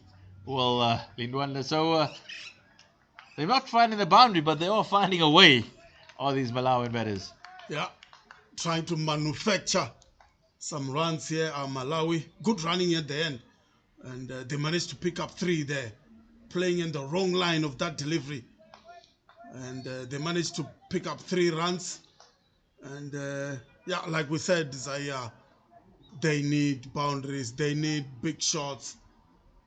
And it has been difficult to get away the spinners here in this pitch. They are struggling to score boundaries against spin bowling. Another one turned down the leg side, and it'll be another couple. So, like you said, it's not conventional, but it's effective for Malawi. they do find that 121 mark. Yeah, I reckon this is a pass score now. Everything Malawi will be able to get from now on will be bonus, and they will be looking to continue to manipulate the field like they've been doing. Score the two, score the threes. It's been really difficult. This one just turn around on the leg side and they pick up a quick single, and the score now moved to 122 for 6. Just 2 overs remaining of this Malawian innings. I think you got to find the long handle here, Takalani, and really look to put these Ugandan bowlers under pressure. But overall, I think it has been good cricket all around. Two-side and even contest game. Maybe except those quick wickets that Rwanda managed to get from the 12th over. But other than that, it's been evenly poised, evenly contested match. And this is what you want to see. When you come to a cricket match, you have to see two sides putting their work in their bowling, putting their work in the batting. I still say, Zahia, this Malawian side have got some very good batsmen. They just have to maintain their discipline and understand the situation of the match. Other than that, I think they are a very, very good side. Yeah, with Rwanda, the spinners, I think, did the job for them, restricting the batsmen to score more runs, and the bowlers, the fast bowlers, the quicker ones, managed to get wickets. And this is where we are now, 122 for 6 with 2 overs to go, 12 deliveries to go.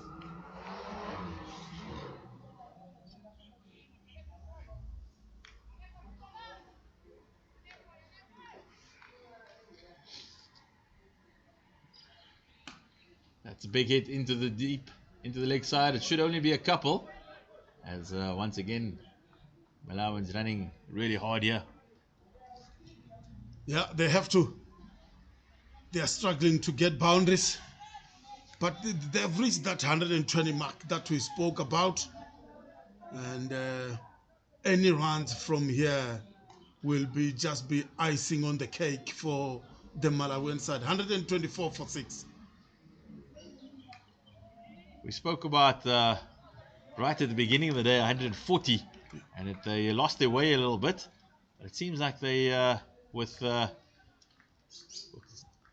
deliveries remaining and 16 runs to get to that 140, that does look like a achievable target right now. So they might not be hitting boundaries, but they are running hard. They are getting those twos, turning them into threes. This partnership's already 31, so they, as we said, it might not be conventional, but it's effective at the moment. Another hit into the deep, and that should be another couple. So if you get 2 runs of every ball, suddenly it becomes 12 runs in the over. So there are different ways of skinning a cat, Takalani. And they get big applause from their teammates in the stands because they understand the situation of the game. They lost their way a little bit, like you said, Zahia, but they are pushing on nicely here. That 140 mark looks on the cards, and it's going to be a very good score in this pitch here. That's again chipped into. That should only be one though. At one stage when they lost the 3 wickets within what was like 7 deliveries, that you thought that could be the, it could just pull the rug under them in their chase, but managed to chip away and battle it out, and good little fighters here in the middle order, Chibamba and Lidawala. Yeah, I thought that was the beginning of the end for Malawi, but they managed to come back strongly now. We've seen that any total above 120 in the region of 140 becomes really hard to chase here at Willowmoore Park. So Uganda and Rwanda will know they've got a big effort when they come out of their bat, and will need their key batters to step up, because it's not going to be an easy chase. I'm not too sure if Rwanda is starting to worry a little bit. Yes, We're not seeing that energy we saw in the first 15 overs. We're not seeing that chatting, that clapping anymore. I think that's exactly what they needed. They needed a wicket, and Binyama, he's provided it. As a little bit, tried to be a little bit too fancy was Lindwala, but he departs for a very well played 23 of 22 balls, including just one boundary, as Malawi are now 128 for 7. Yeah, wanted to scoop that one maybe for a boundary, but unfortunately the stumps were rattled and they lose their 7th wicket. Malawi now 128 for 7.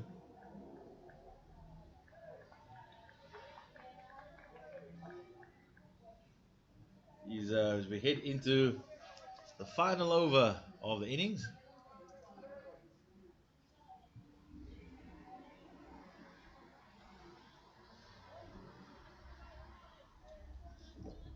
Doesn't look like Sebaram is going to bowl out. New batsman is Zuze for Malawi.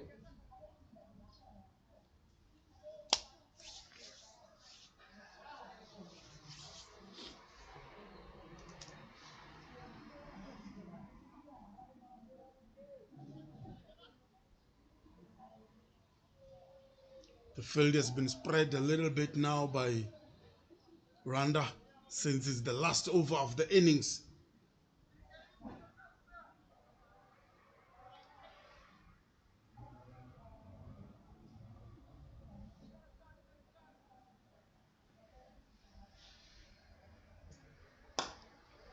So smash down. So it's a midfield, and that will allow Malawi to come back for the second. They needed no second invitation. Yeah, an apology there from the fielder to his captain, to his bowler, to his teammates.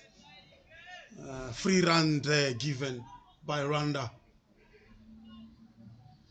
And Malawi will be looking for any opportunity to take those runs at this stage. It's good bowling in the death. Will they come back? Will they chance the arm against Mani Sebaremi? Not on this occasion. So Kuba Wimana hitting his mark here in this final over. But Malawi, they've somehow managed to eke their way to 131 for 7. So that's a really competitive total here at Willowmoore Park. Yeah, it is indeed. They managed to manufacture some runs in the most unconventional way. Now they've got to bowl another one. So that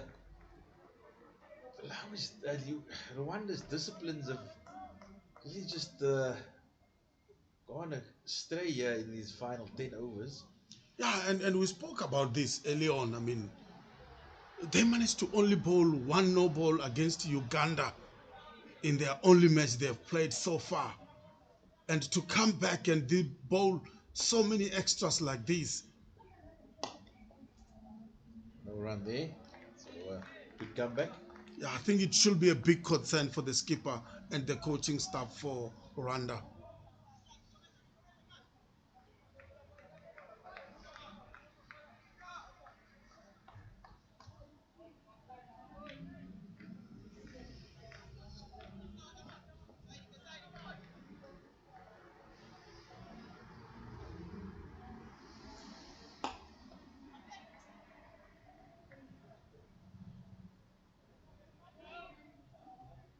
Use another single towards the total for Malawi. They're not getting the boundaries that they need of these last couple of overs. Just 2 deliveries remaining in the innings. Yeah, I mean, we spoke about this. I think one of the batters must throw everything to the bowling.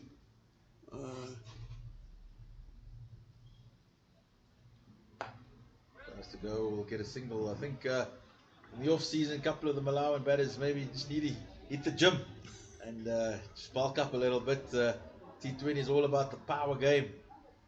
So that these men of Malawi, they've managed to find a way here. Whether it's inside edge or outside edge, they've managed to get themselves into a competitive total.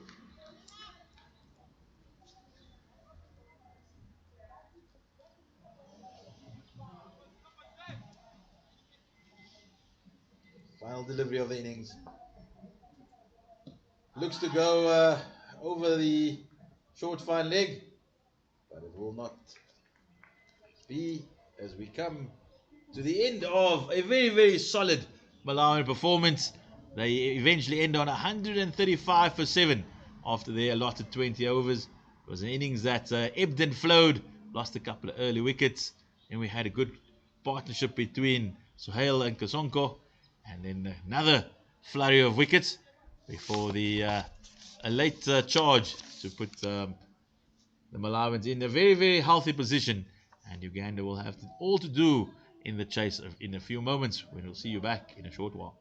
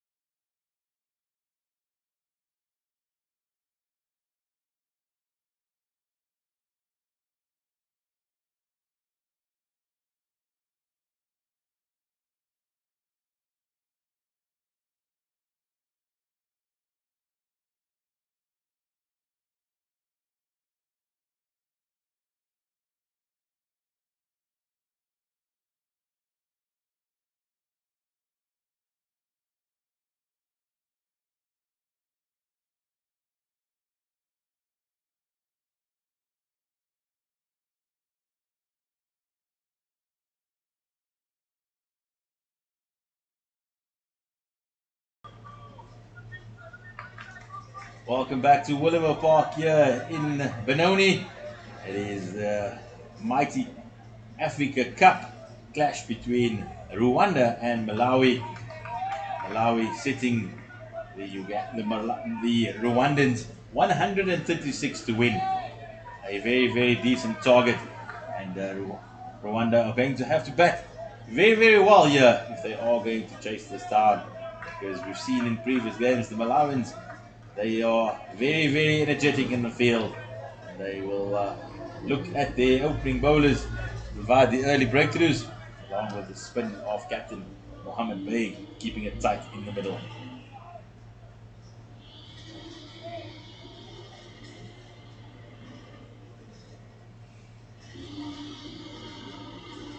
And we'll have to take a retake there, take two.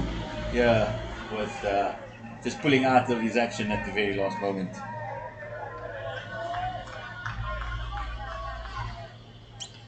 Daniel Jakiel, he was excellent for Malawi in the previous game against Mozambique. He picked up 2 wickets in his first over, one with his very first ball of the innings. So just looking to get it spot on. Here we go.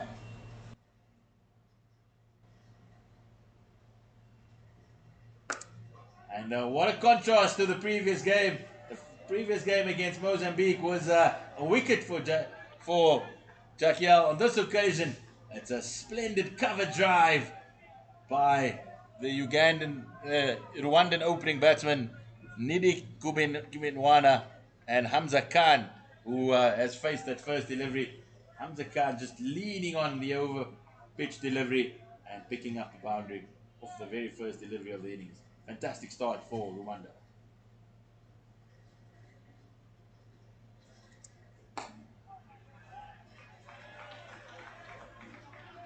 He'll just tightening up his line, second delivery.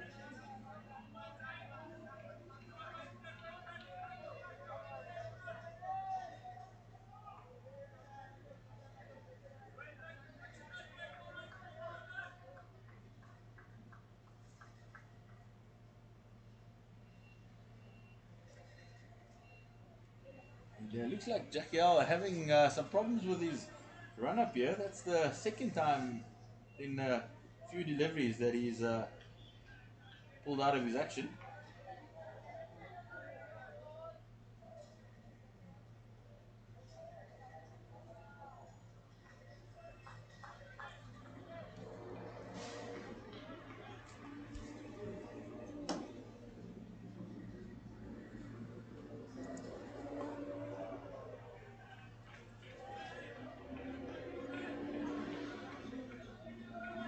The Ugandan openers,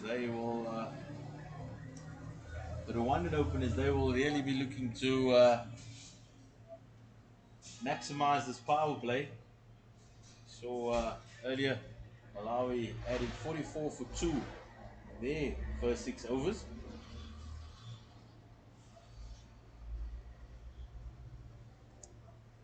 And it's short, and that's exactly where Khan wanted it. And he pounced on that delivery and whooped it over mid-wicket for the second boundary of the over. So Khan and Rwanda, they're off to a flyer here.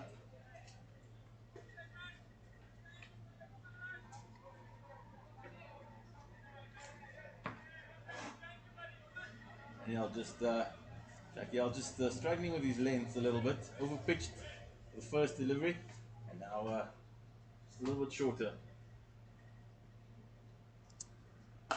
And on that one is whooped away, a full toss onto the pads of Khan, and he's shown that within this first over already what a quality player he is. That's 3 boundaries for the little right-hander as Rwanda race away to 12 within this first over.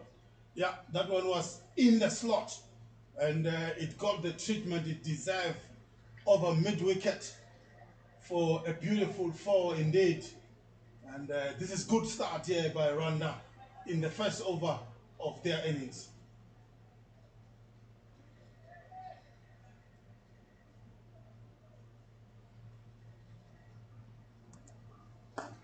And he goes again. This time, not as short as the previous one, but Khan, he's looking to pounce on anything. And another couple to the total.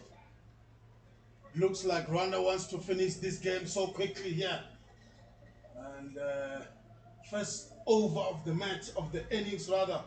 And we're seeing some very good attacking shots from the Rwandan batsmen, and they move to 14 without loss.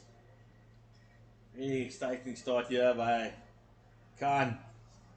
He's a very compact player. It's full of short. He is going to capitalize. Already 14 runs on the board.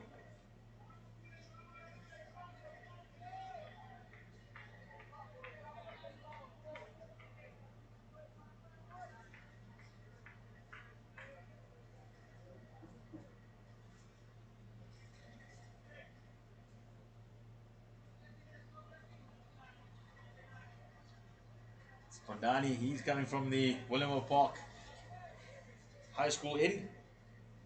Very tall seamer. He'll be looking to extract a bit of bounce off this surface.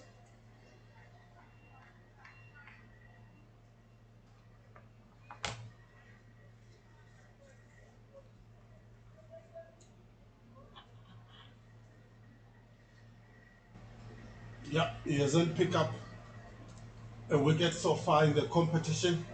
Blessings Bondani playing against Mozambique and also against Uganda.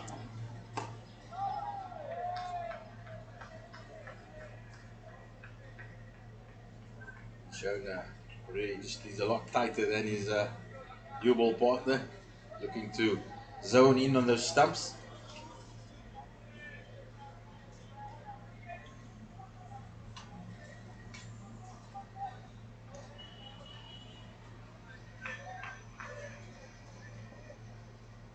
Yeah, he has been very expensive in the competition so far.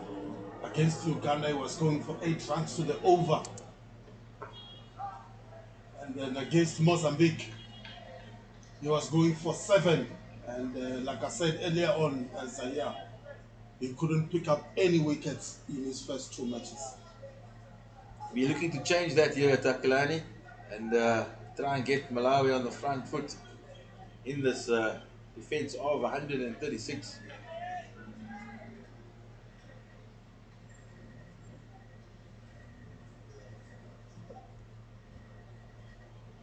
Both bowlers just struggling with their run-ups here. So Jackie will pull out a couple of occasions, and now Kondani as well.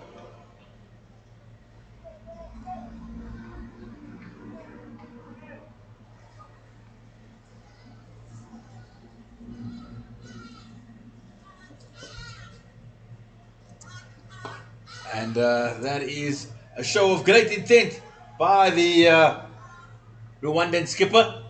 He just a little bit of a dance down the wicket and got to the pitch of the ball and nonchalantly lifted it over mid-on for another boundary. Yeah, only 2 fielders allowed outside the 30-yard circle. You've got fine leg and third man. And anything straight down the ground over the top of the fielders, it's a boundary. And Rwanda understand that very well, yeah. And what a shot indeed. And Rwanda on the charge. They move to 18 without loss right at this stage.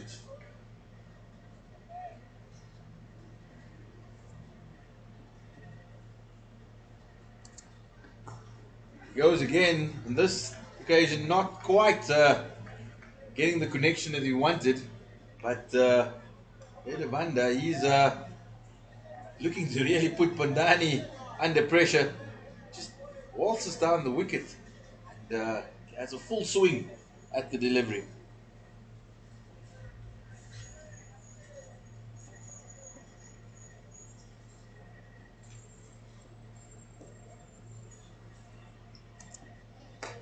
That's an interesting shot. It could lead to his demise, but it just evades the fielder. Very, very interesting shot there by Rwanda. He bit of a hockey swipe there, almost like at a short corner. He pulled it all the way from the off stump onto the leg side. You would have thought just a traditional cover drive would have been the order of the day. Yeah. He fortunate to get away with it. Yeah, good attempt there, but he was never under that one comfortably. And it fades him in at the end. Definitely Rwanda playing with the most intent we've seen from any of the sides here at this Africa Cup in this power play.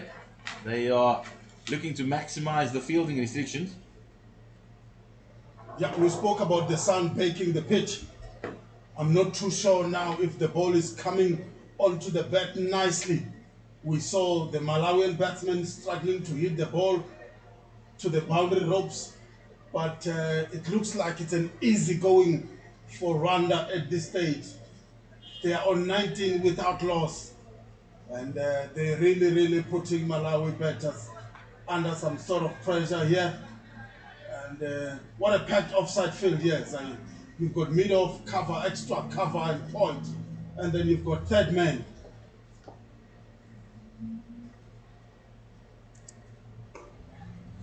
I'm interested to see that Malawi, if they've stuck to their guns, despite the onslaught from Rwanda's openers, they've stuck to the traditional field of third man and fine leg. Would have thought possibly bring fine leg up and push deep extra cover, or maybe a deep square leg back to just give the bowlers a little bit more protection. They've stuck to their traditional. I agree with you. I think maybe take mid-wicket in as well. Look at that. He was looking to find the deep mid-wicket, but he didn't time it. And it might go to the boundary. No, it will not. Good fielding there. Square leg boundary. And their teammates applaud that work rate there by the fielder at the boundary. Also a good running from Khan to come back for the third run when he realized that it wasn't going for a boundary. Often you see batters just watching the ball, expecting it to go to the rope, and then doesn't get there. They lose out in a couple of runs, but not Khan. He's shown a bit of intent, and they are moving the fine leg. It's just a little bit squarer now.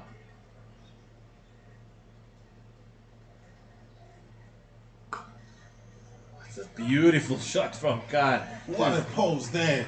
Oh, picture perfect, picture perfect for the cameras. We could, but for all that beauty, it accounted to no run. Yeah, I mean, that was a good, really good technique there. On top of the bounce, so nicely. But he failed to beat the inner cycle there. That was a certain boundary, really.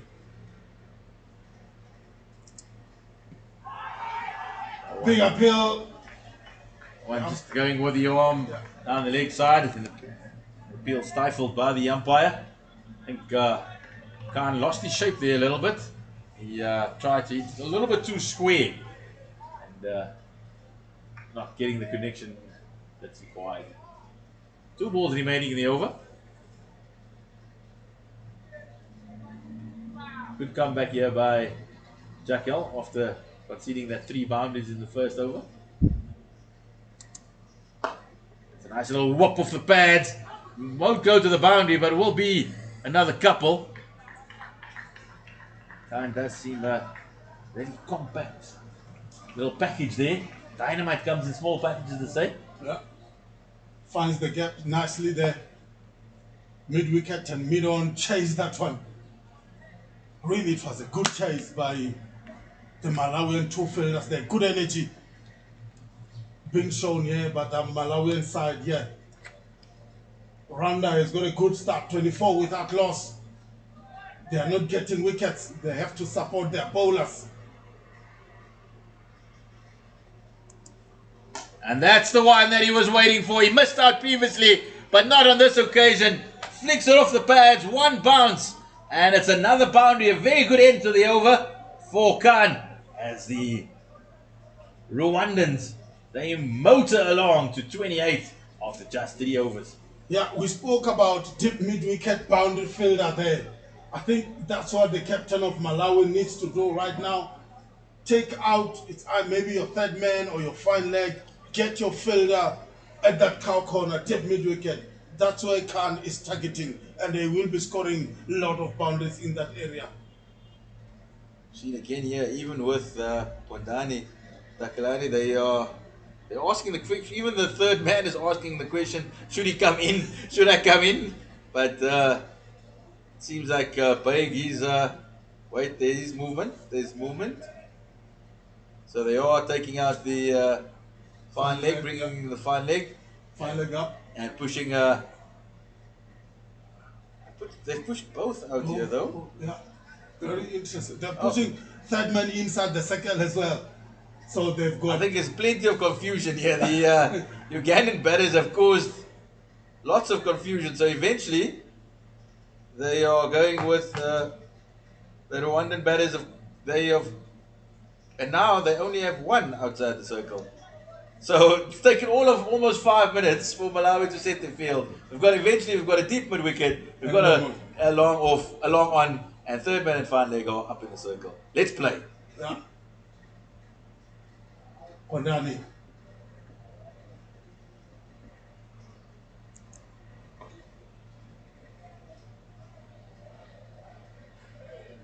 Big applause from his teammates. That was a good delivery, right onto the money, targeting the stumps, not giving anything away. Takalani also materialized there with the two men out on the leg side. He couldn't just free his arms. He needed to, so he just bunted it in away for a single. Earlier it was a free hit.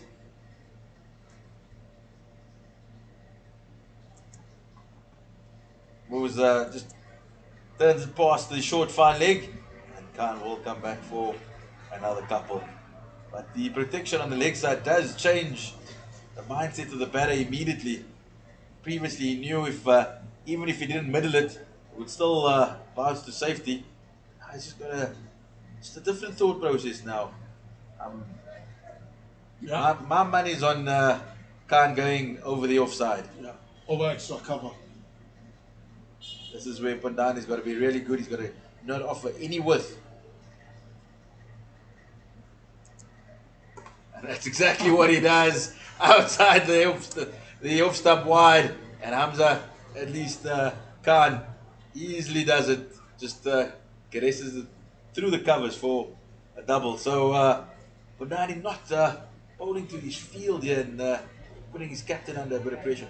Yeah, it's pressure, Zahir. Rwandan batsmen toying with the fielding here for Malawi.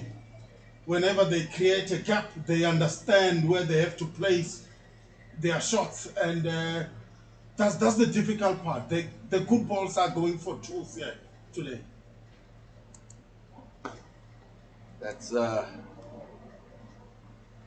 nice little pull shot down to long on. Another single for Khan. Khan is motored away. He's 26 or just 15 deliveries.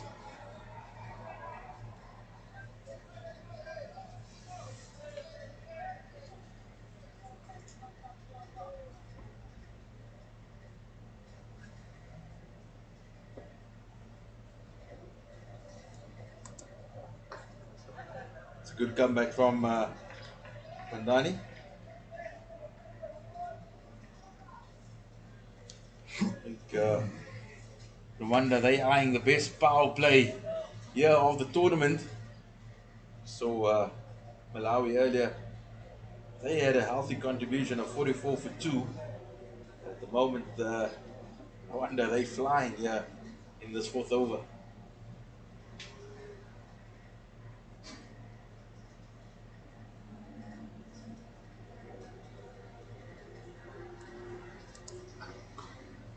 Straight to the field and no run. And that's a very good over from Pandani. He was under pressure, but just the field changing. The field change is allowing him to settle into a rhythm. And just a couple of runs off the over as Rwanda moved to 34 for no wicket after 4. Yeah, I think the Malawian skipper there should have picked it up maybe a bit earlier.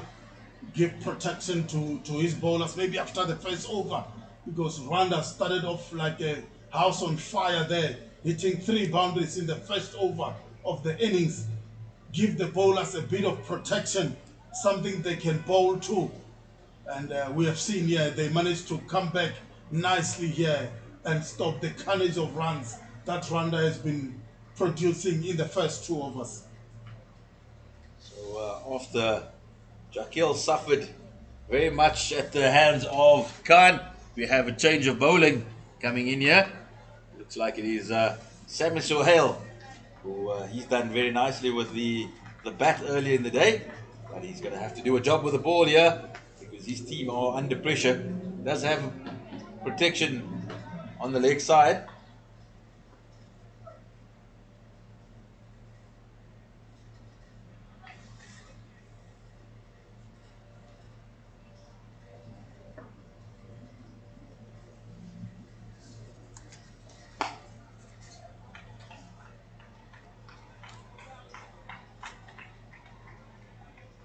Sammy Sohail starting nicely there. He's got protection down at long on and deep mid wicket, and Jakil must be wondering, Skip, why did I not have that those fielders early on?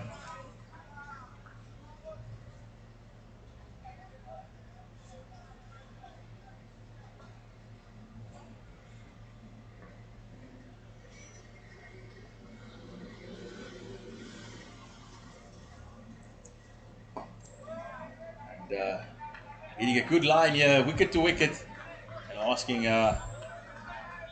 Khan to make the play. Yeah, and I'm happy with the field, yeah, Zaya.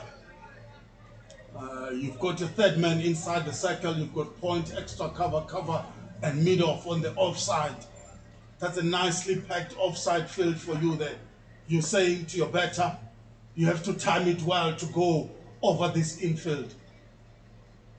Oh, that was, I think, Khan just edging his bets a little bit too early there. He showed Sohail exactly what he wanted to do. Just gave Sohail the opportunity to change his length, and he went in fairly short. So the run rate has dipped quite tremendously. It was going at 9s, close to 10s earlier, but with a couple of bowling changes and field changes, it's now down to 7.6. So Malawi might not be taking wickets, but they definitely hold it back in.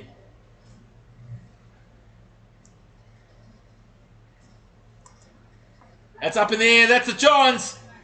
But unfortunately for Malawi and Sohail, it evades the short fine leg fielder and runs away for another boundary for Hamza Khan and Rwanda.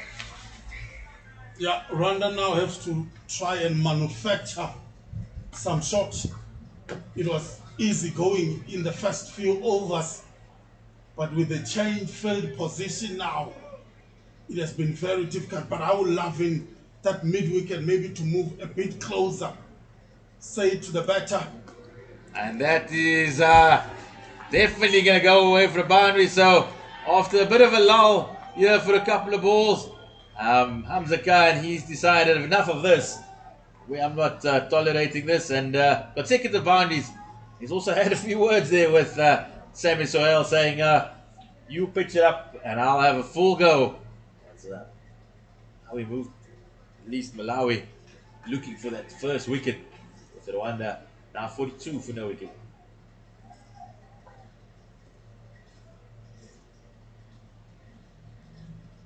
Yeah, long on now inside the circle, fine leg up. Fine leg in the boundary rather. There was a quick field changing after that boundary was scored. And this is what we've been talking about, toying with the fielders. Now the captain is following the ball. The ball goes to this boundary, he put a fielder there. And this is all down to good batting by Rwanda. Hamza Khan toying with Malawian bowlers here today. Absolutely, Takalani, couldn't agree with you more. And looks like Benoni, he'll look to close out this power play. Already Rwanda are 42 for no wicket. We saw earlier Malawi 44 for 2 after the first power play. willing to put a bit of money on that the 50 is going to come up in this power play.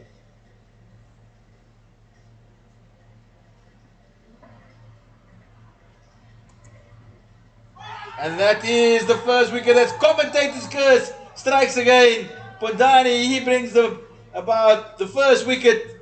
And the Rwandan skipper, he is on his way. And Malawi get that much needed breakthrough. Yeah, blessings Pondani. We spoke about him not able to get a wicket in this competition so far. Couldn't get a wicket against Uganda. Didn't get a wicket against Mozambique.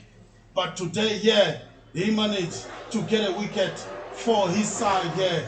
And Rwanda are 42 for 1. Just what the Malawians required. A blessing for them. And that's Pondani picking up that opening wicket.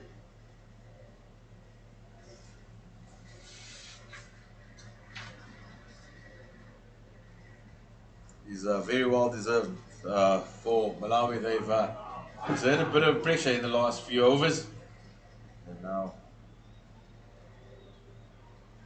as the new batsman walks to the crease after the Rwandan captain Didier Nidi Kubwana departed. Rwanda needing 94 for victory still.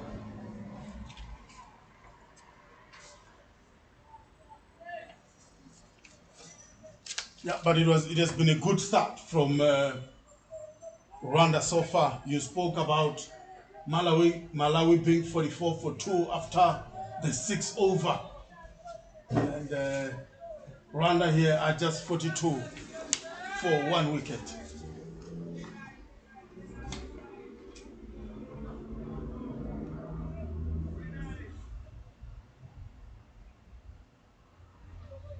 The new batsman is Oscar Maneshimwe for Rwanda.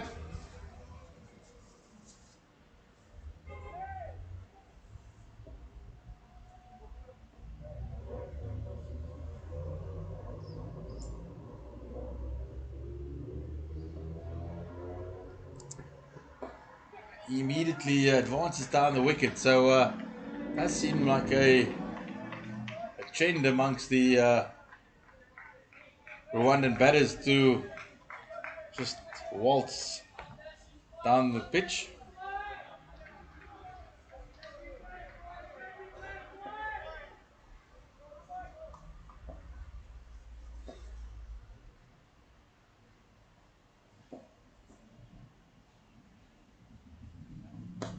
It's in the air.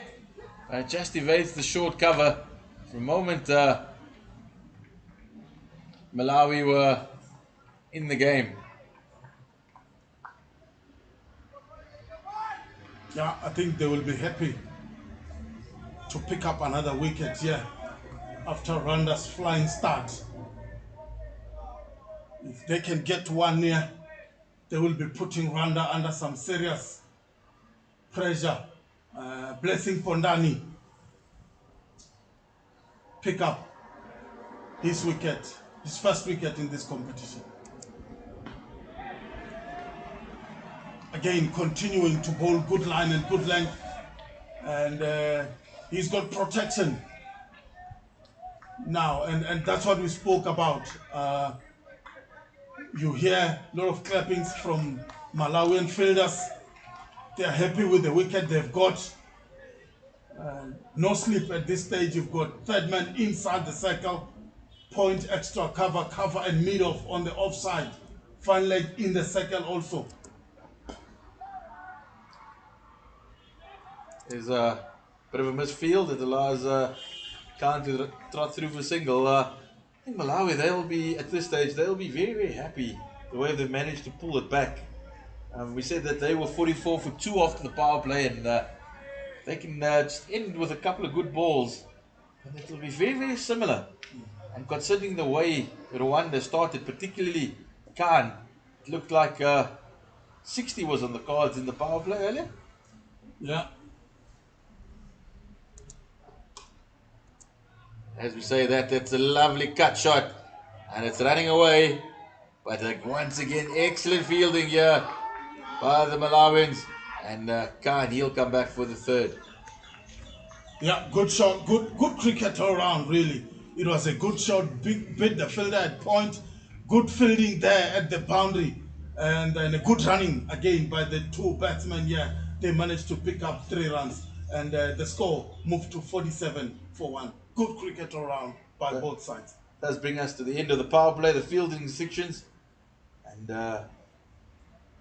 Rwanda just 3 runs ahead, but they have lost 1 less wicket at this stage of the game. So after a blistering start, it's very evenly poised here at Willowmoore Park. And particularly now with the fielding restrictions lifted and Malawi allowed to get players out of the fence, I think it's going to be a tough task now for Rwanda to manipulate the singles, run really hard, and try to pick up the odd boundary. Yeah, I think this is going to be a challenge phase of the match for Rwanda. We saw when Malawi was batting, the 2 spinners for Rwanda, they really put the Malawian batsmen under a lot of pressure from the 6th over to around the 12th over. And after that, they managed to pick up 3 quick wickets. And that really dent the Malawian batting progress.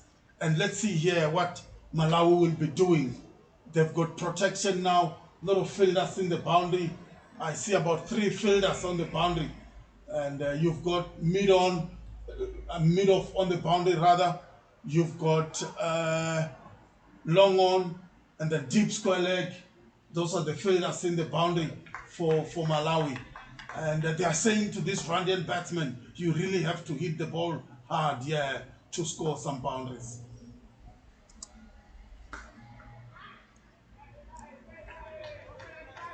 It'll be interesting to see how Khan in particular takes on the spin. We've seen him enjoy the pace on the ball. Now he's going to make a play.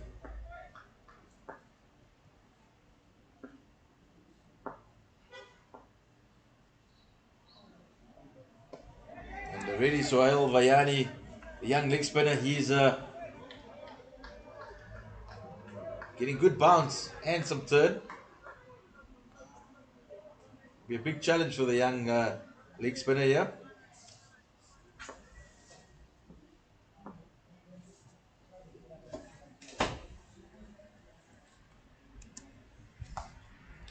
So neatly carved out to the cover field, but the game is very, very evenly poised there.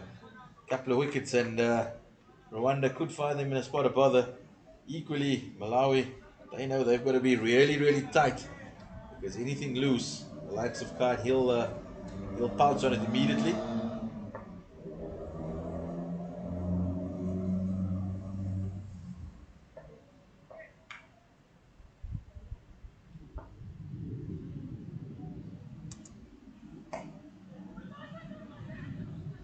It's misfield there by Jackhill, allowing Khan just to trot through for the single. Interesting to see that for Khan in particular, they still had the extra man in the circle, but they've pushed him out now. So just short fine leg, point, cover.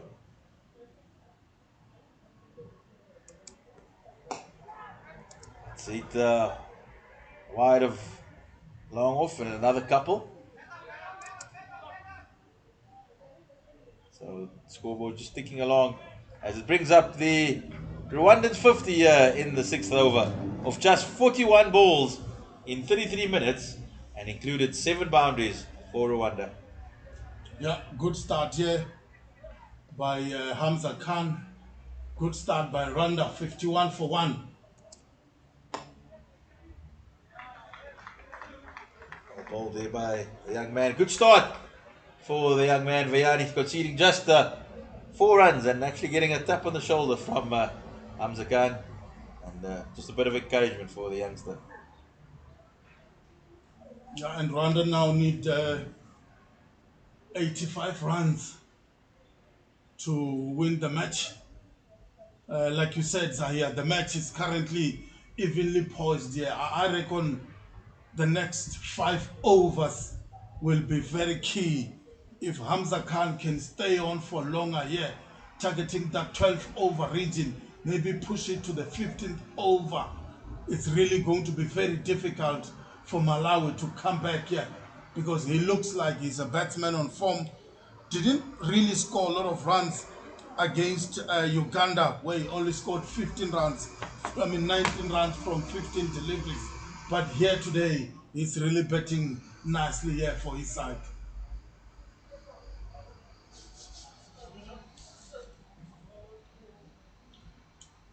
What Malawi have done really well as well is they've not given Khan much of the strike. They've bowled to the other batters who have been less inclined to take on the bowling. And as we see the introduction of the captain, Zamil Beg, the veteran, the wily veteran, 38 years old, has the second best figures in T20 cricket by a captain. So he knows all about exactly what he needs to do right now. Yeah, taking their time here, setting the field for their skipper.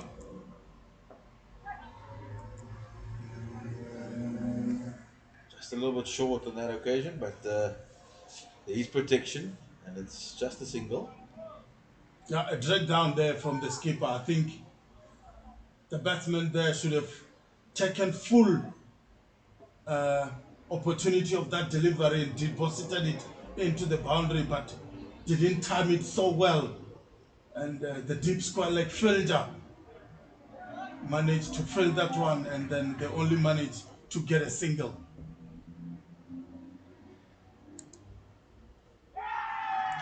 And that is a massive strike by the captain, just his second delivery of the innings. And he already gets the wicket of Manishivi. And that's a big loss for Rwanda. Oscar Manishimwe, he departs for 7, just 9 deliveries. As Rwanda now finding it going a little bit tough at 52 for 2. Yeah, Madishima there out by the big attack, the veteran, and Rwanda lose their second wicket. We spoke about how they managed to do well in the power play, but this time around they managed to lose their second wicket. New batter for Rwanda, Tuyisenge. He's quite walks his approach to the wicket, very cool, calm and collected, doesn't need a cap or a helmet, and just strides like he's going for a Sunday stroll. Yeah. Yeah, some gangling walk there by Ochide to Isinge. Reminds me of the West Indians. I wanted to say that. Dre Russ Yeah. walking out, big Andre Russell. Yeah, I wanted to say some Caribbean influence, a little bit of Caribbean influence there in that walk. Does he have the power and the flair of De Russ? We'll see that in a moment up against the wily old skipper, Beg of Malawi.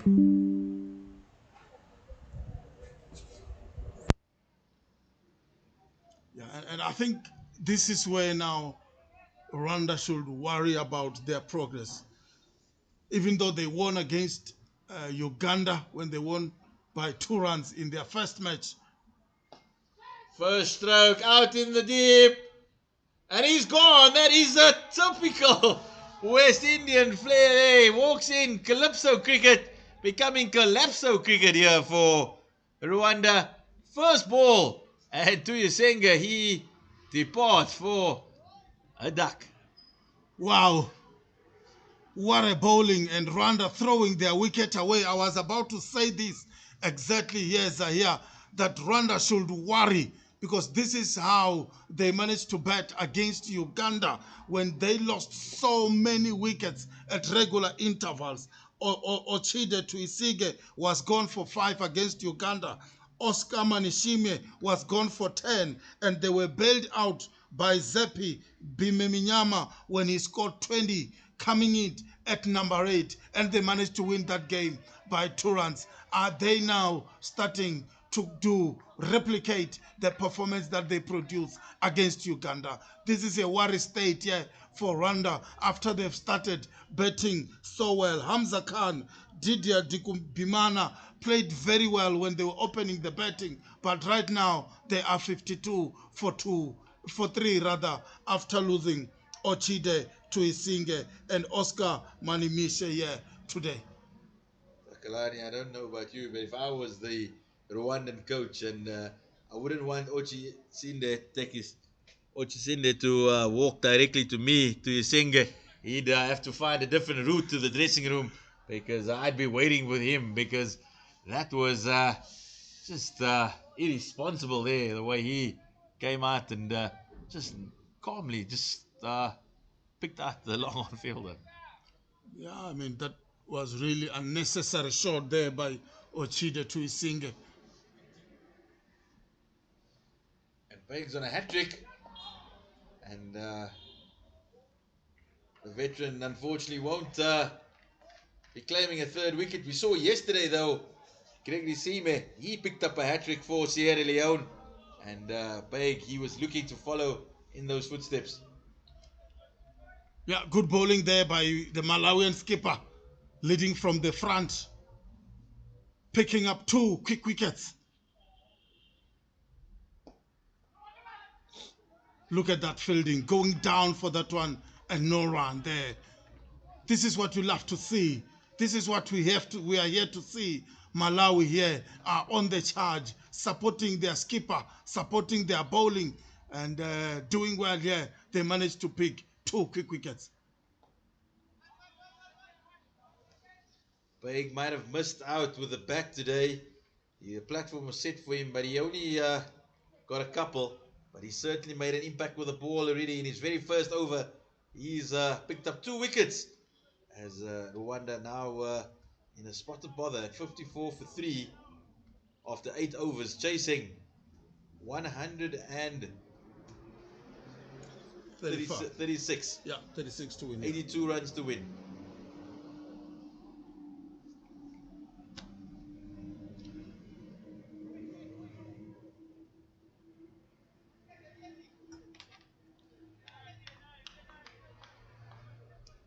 Yeah, Malawi on the charge here. Zaya, the skipper, leading from the front.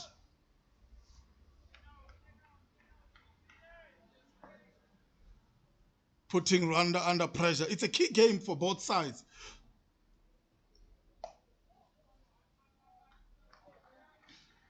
If Malawi can win this game, they will hope Mozambique can do them a favor by beating Rwanda in Rwanda's final match, and then they will be able to go through to the semi-final. And then for Rwanda, really, they have to win either today or the next game to go through.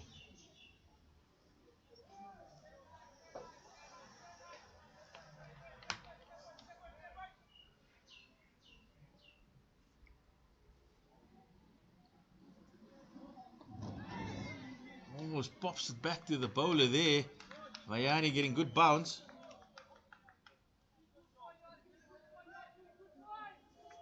Yeah, Plenty of noise here from the Malawians. Yeah. They realize they're very much in the game. Yeah, this is the period where most teams struggles. We spoke about this.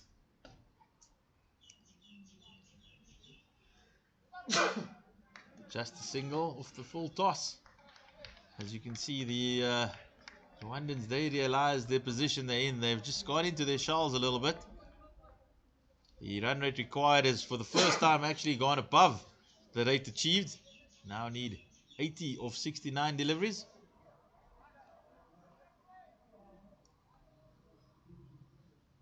Yeah, I think what Rwanda needs to do from here, try consolidate a little bit. Losing 2 wickets really hurt their progress. And then maybe take it now from around 15th over, start to be more attacking. They still have wickets in hands. That's a lovely shot there by Hamza Khan. It's putting the fielder under good pressure, but once again, the Malawians, they are throwing their bodies all over the place and ensuring it's just a couple. Yeah, two runs saved there. And this is what you want to see. And when you're defending 135, when you have picked up 3 wickets, support your bowlers.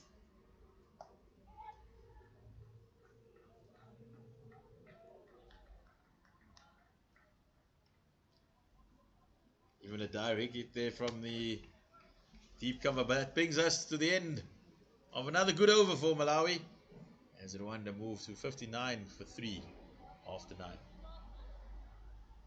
Yeah, 11 overs to go.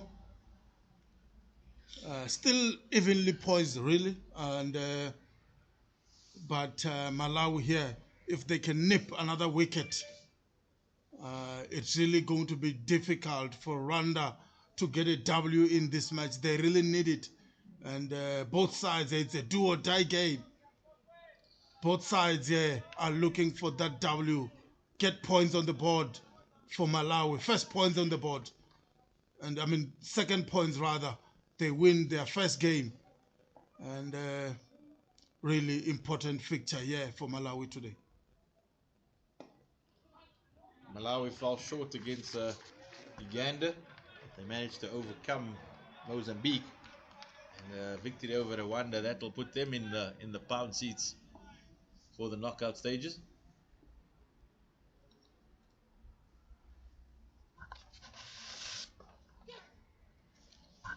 Should just be one down to the although the point field has been put in an excellent shift there to get back. Yeah, we've got another fixture coming up. We've got Kenya versus Botswana. And then tomorrow, it's Mozambique against Rwanda. It's going to be the big one. And then later on tomorrow, it's going to be Ghana against Sierra Leone. Got to feel that Rwanda would want to put together a partnership here, just to take it deep for the lower order, not to chase too many at the death. That's a big hit. That's into the deep. There's a man underneath it, and he takes it. That's another big wicket for Malawi. Big. He's just showing all his experience here. He tossed it up. He asked Nitayanga to have a go, and he obliged, but he didn't get enough power. And Rwanda now lose their 4th wicket. Takalani, we've got a game on our hands here. We've got a game on our hands. Deep mid-wicket fielder at the boundary. What a catch there. Running to his right rather. Stay stable and manage to make that catch look very easy in the end. And Rwanda here lose their 4th wicket. And we spoke about this earlier on, Zahir. This is how they played in their first match when they won against Uganda. They keep losing wickets at regular interval and make it difficult for themselves. It's not a big score they are chasing. Yeah, they had a good start, but already they have lost 4 wickets in quick succession. Absolutely, Takalani. The new batter is Emmanuel Sabaremi. He's got to show all his experience here, because this is now a very, very critical situation for Rwanda. Big, he's come on and he's claimed 3 wickets in just 2 overs for only 4 runs. So the skipper has having a massive influence for his team. Yeah, talking about Rwandan batsmen scoring, Emmanuel Sebaremi only scored 3 runs from 11 deliveries against Uganda. He really needs to improve from what he scored in the previous game if Rwanda here wants to win this match here this afternoon.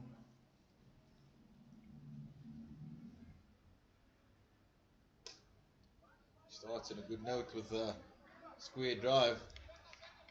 Takalani, should Malawi get over the line here, they will throw the cat amongst the pigeons, definitely in the group stages, because which would mean that Uganda have lost 1, Rwanda would have also lost 1, and Malawi would have lost 1. So definitely making that group very, very interesting. It will be interesting indeed. And if they can win today's game, tomorrow's game, Rwanda, Mozambique, everybody will be watching. I think Uganda, they might be through at this stage, but what Rwanda and Malawi, surely they are now fighting for that second spot. If Malawi wins here today, it's going to be very challenging for Rwanda to play against Mozambique tomorrow here at Benoni, Willowmoore Park. It's another success. That brings us to the end of the halfway stage. As Malawi have definitely put themselves in the pouties, with Rwanda losing their way dramatically here. 61 for 4. They require a further 75 of the remaining 10 overs. The key just seems is going to be Khan. He's going to be the key. Hamza Khan. I think if Malawi do pick him up, then it could really fall apart for the Rwandans. Yeah, I guess he's the one. He's the one. Seberami sweeping that off middle stump, managing just to get enough bat on it to get through for a couple. Yeah, Hamza Khan will be a key wicket for Malawi. If they can manage to get him out now, that will be really, really now challenging for Rwanda after losing so many wickets and still have so many runs to win. Once again, some excellent fielding there by Malawi. Could be those critical overs where, with the ball, where Rwanda also lost their way towards the death. All those extras that allowed Malawi to get up to 135 could prove critical later. Well bowled by the young man. He's not afraid to toss it up there, inviting Seberami to have a go.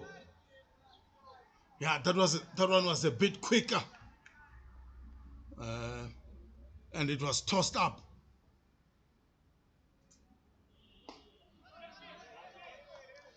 Yeah, look at that fielding.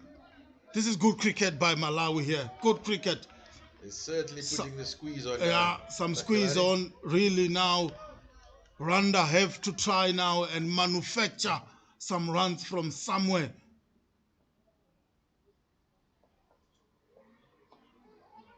Still no runs. Still no runs. It's become like the Sahara out here at Willowmoore Park. It's dried up for Rwanda. And you can even hear from the fans here at the stands supporting Malawi here. Really good performance by the Malawian side. Absolutely nothing for Rwanda. Vayani, another excellent over. The young leg spinner. He's bowled 3 overs for just 11. And the good thing is they are frustrating the key batter. Yeah, Hamza Khan. He's not getting anything away. And this is good, really good bowling by Malawi. If you're not getting wickets, make it difficult for the batsmen to score some runs. They are doing that exactly. And that run rate keeps climbing up. And it's going to be very difficult in the end for Rwanda. It's gone just above 8s now for the first time.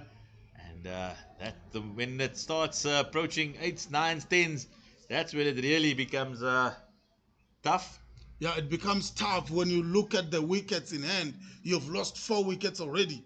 It's going to be really, really challenging. At some point, Rwanda, first 3 overs, they were scoring at 8 runs to the over, and the run rate required was just under 6. So that was a good start on their side, but they managed to lose it on the way, where they managed to lose 4 wickets.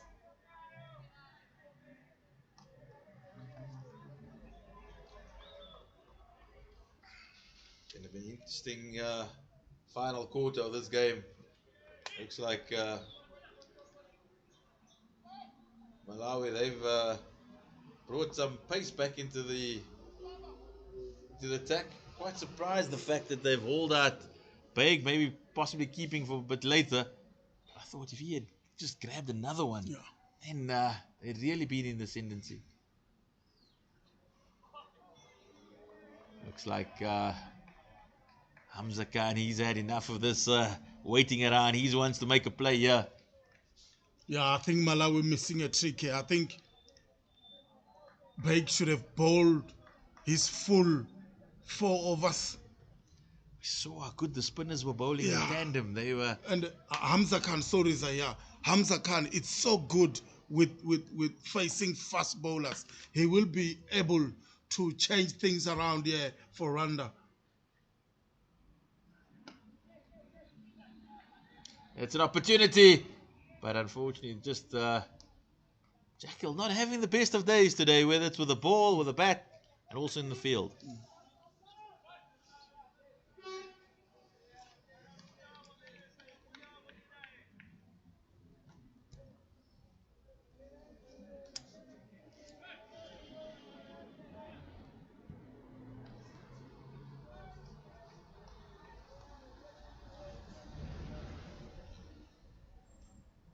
Yeah, and he's the leg spinner. He's just conceded 11, and Baig, he's also been very economical. So the spin twins, they were the ones that changed the game for Malawi. So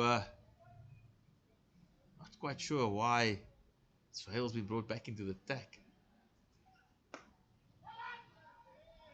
Sebarami also not middling that, but you can see the Rwandan batters so much more comfortable against the pace. They enjoy the ball coming onto the bat. Yeah, I agree with you there.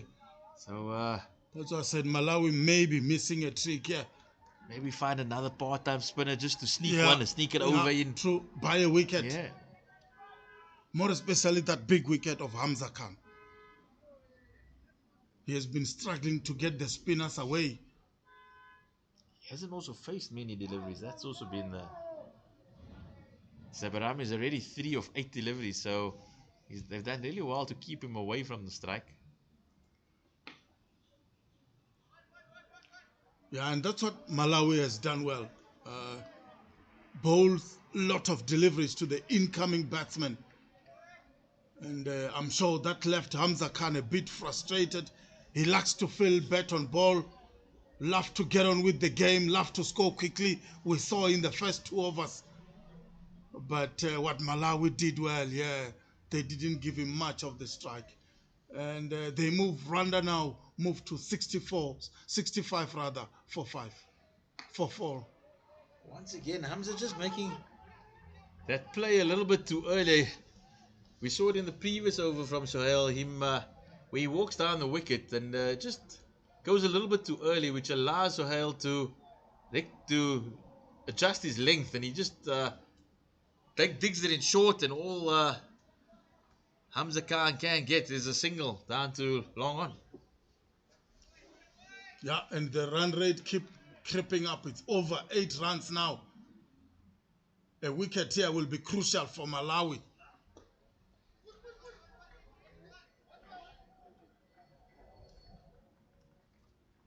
It's a good comeback over by Sohail, as Rwanda found him in a real quagmire here at 67 for 4 after 12.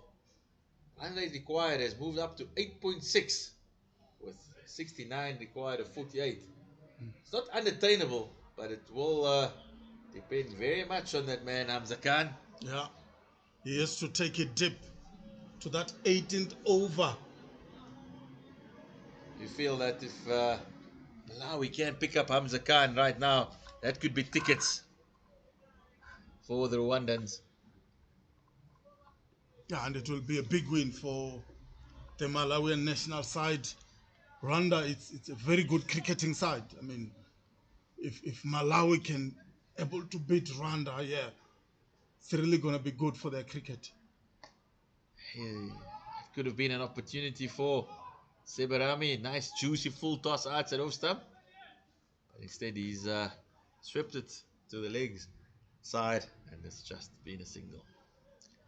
Very critical period of the game here. You can almost feel the tension building within that Rwandan dressing room. They know the importance of this match. Nice looking stroke by Hamza Khan down the ground. Once again, it's just a single, And Malawi, they'll be very, very happy if it's only the singles, because it was raining boundaries early on, but that has very much dried up here at Willowmoore Park. Yeah, the singles won't hurt Malawi at this stage.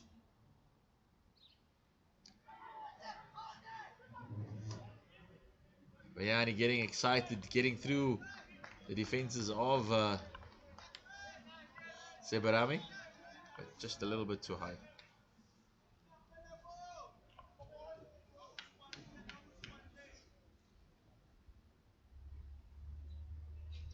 And that is the big wicket that Vayani was looking for, and that has come down to pressure, pressure, and more pressure.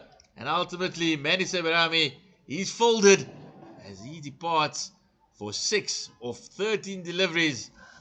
And Rwanda slip deeper into the quicksand at 69 for 5 after 12 overs.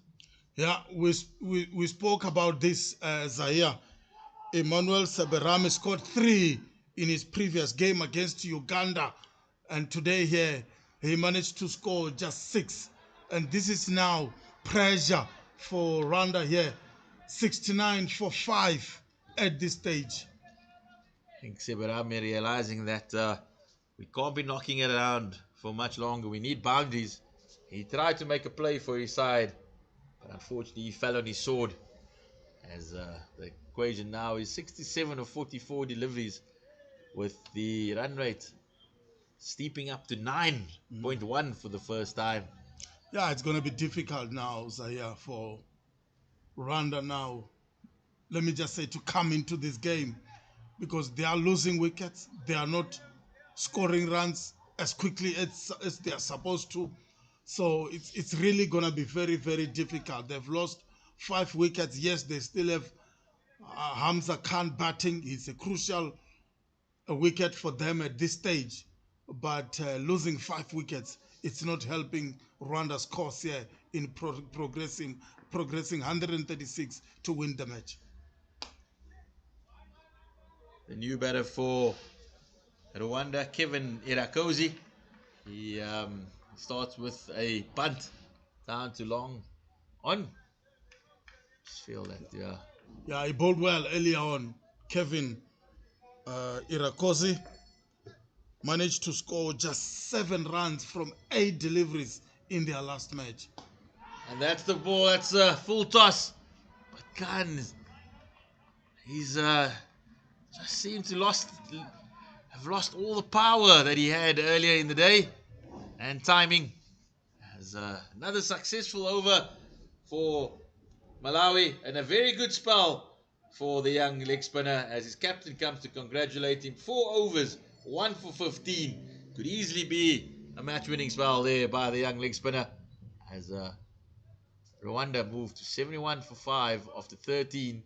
They require 65 of 42 at the required rate of 9.3 here at Willowmoore Park. Yeah, we have to give credit to the Malawian captain. After realizing that the 2 openers for Rwanda are finding it easy to score boundaries in the power play, he changed the field. And like they say, what happens thereafter?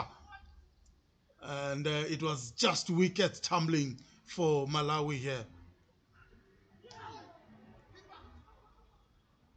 Sneaks through there, the wicket keeper.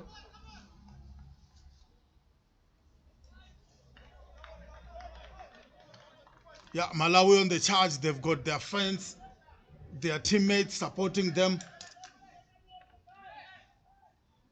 They are really, really looking to get wickets here.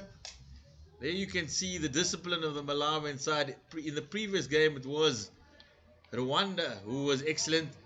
Now it is the Malawians who haven't conceded extras.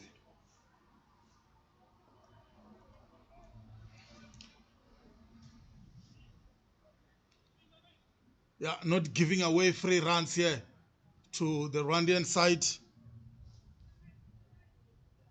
And they always take their time changing the field. I'm not sure if it's hurting the over rate here, but their skipper always takes time here changing field positions.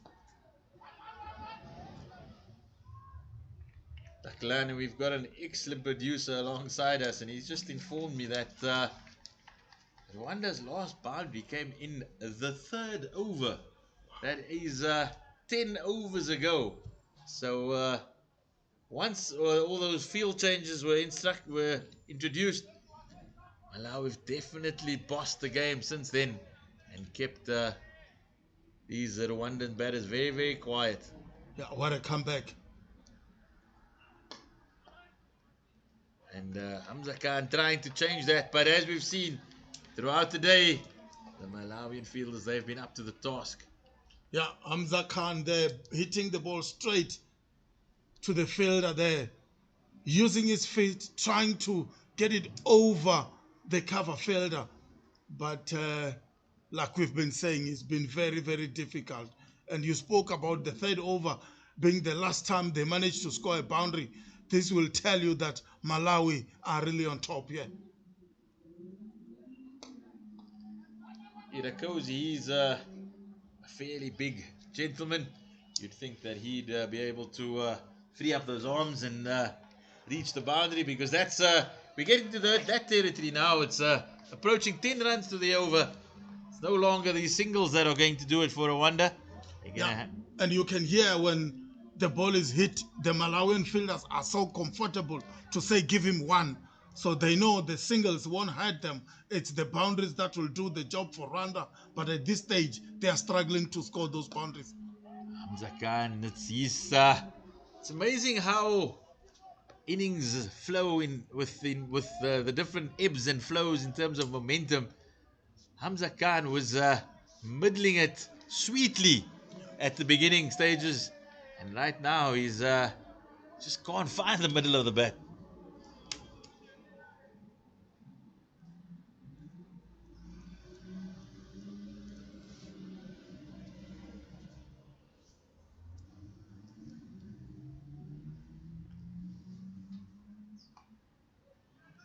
There's a bit of a mix-up, and somehow Kevin Irokazi's got back, but that's the end of another over. Another good one from Sami Sohail. As Malawi now need exactly 10 runs to the over in the final 6 overs. They need 60 of this final 10, and it's going to take an almighty few blows from Hamza Khan particularly to get them back into this contest. Malawi, they've been excellent since that first three the blitz in that power play with the captain Mohammed Baig. He's Mozambique. He's just manipulated the field since then, and also his bowlers, and he's come back into the attack. He is figures 2 overs, 3 for 5. Can you imagine a 38-year-old just turning this game on its head here, and he's looking to close out the game for his Malawian team. Yeah, good bowling indeed by Malawi. Good cricket all round. And immediately that's up in the air. Is it going to be taken? And that is the wicket that Malawi have been wanting. Look at Baig. He's not even celebrating. He knows that's all his years of experience. He tossed it up there. He said, Hamza Khan, you come and fetch me. And all he's done is found the man at long on. And that could be the final nail in the coffin for Rwanda. Yeah, that's the game set and match for Rwanda here. The skipper really dealing with the Rwandan batsman. You spoke about just 5 runs he has conceded. He has picked up his 4th wicket here. But what a catch there by the fielder. And then he was so comfortable underneath that catch. And that has been the hallmark of Malawian fielding today. They managed to take all their catches when it matters most. Good cricket here by Malawi today. Rwanda will be wondering how have they found themselves in this position. They dominated early with the ball. They picked up early wickets. And then Malawi just consolidated and found a workmanlike way to get up to 135.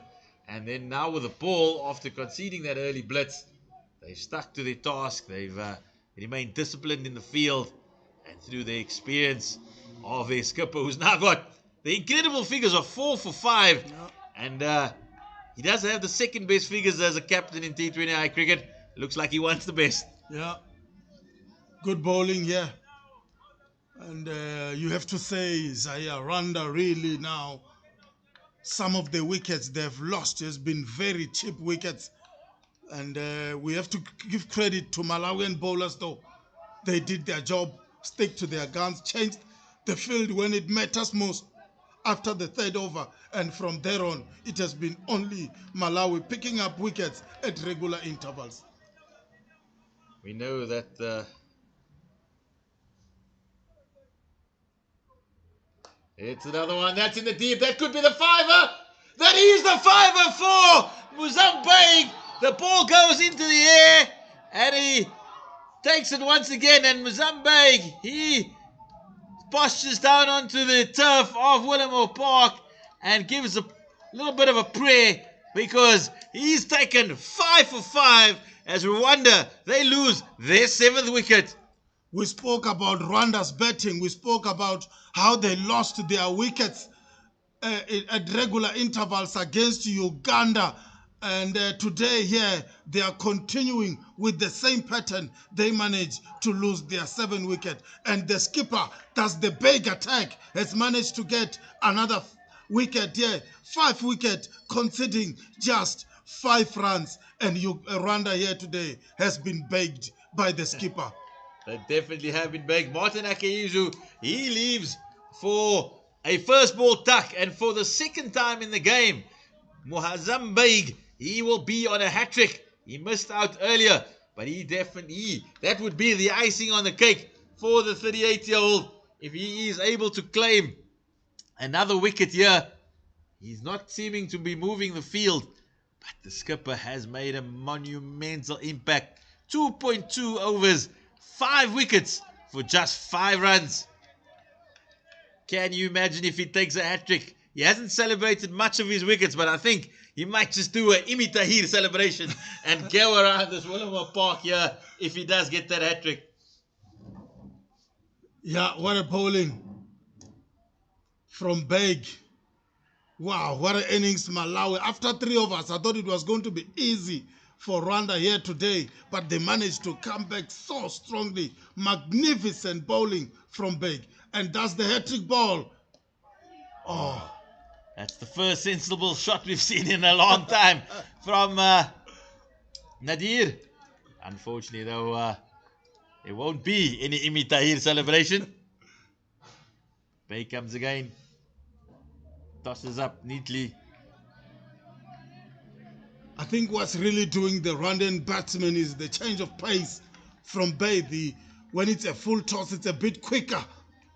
When he normal bowl, his normal delivery or his stock delivery, it's a bit slower. That's where now the problems comes from. Rwanda, they don't know how to deal with that. Whether it's a quick delivery or slower bowlers, they get caught trying to hit it too hard. Tosses it up there once again. And it goes out to the long on fielder. But Takalani, that just shows what we know up here. We thought that Malawi had missed the trick by taking off Baig earlier in the day. And he's just showed us what the overall plan was. And we've got to eat humble pie. Yeah. Agreed there. That's a big shot. That's the big shot. Baig is the man. He picks up his 6th wicket. And Rwanda, they are in all sorts of trouble here. 78 for 8. And we know that the game of T20 cricket is a funny old one. But the lady is definitely warming her vocal cords. Yeah, ladies and gentlemen, we present to you the Malawian skipper, the big attack, picking up with 6 wickets here. And Rwanda are in all sorts of trouble here now. And you can simply say it's all over now for Rwanda. What an innings from Beg, picking up 6 wickets for just 6 runs. Moment, I'd like our stats guy to find out what are the best T20 figures ever in the history of the game, because I think Baig, he's chasing 8 here with 2 remaining and 1 over left in his spell. Are we going for a history here? What a match. What a cricket match. Really. We have witnessed some fantastic cricket, some fantastic bowling, but the big attack, it has been instrumental to destroy the Rwandan batsman here today. He's the skipper himself. He knows better. We were thinking he can continue, go bowl maybe 4 overs on the trot, but he said no, he will change the ends, and he continue to pick up those wickets. Good bowling, the big attack, dealing with Rwanda.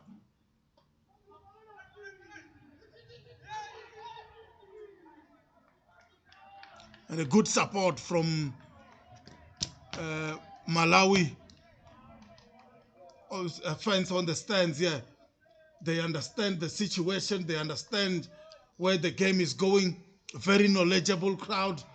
And wow, what a bowling. What a spell by Beg. It's a massive game in the context of the tournament. As we said, Rwanda, they had upset the World Cup qualifiers, Uganda in the first game. And then, and now for Malawi to get this close to a victory, it's going to throw the cat amongst the pigeons. Who is going to qualify for the semi-finals out of this group?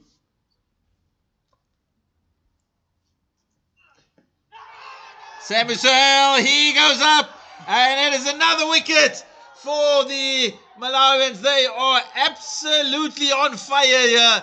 They are blazing hot here at Willowmoore Park as the 9th wicket of Rwanda goes down, and they can smell that sense of victory. Zappi Biminiamanimina, he departs for another duck. Yeah, another one bites the dust. Malawi on the charge here.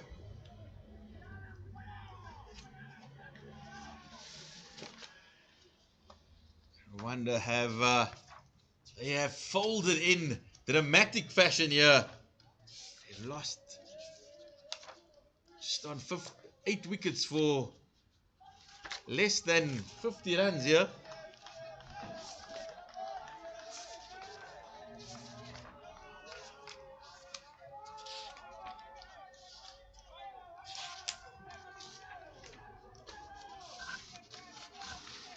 And they are just one wicket away from victory.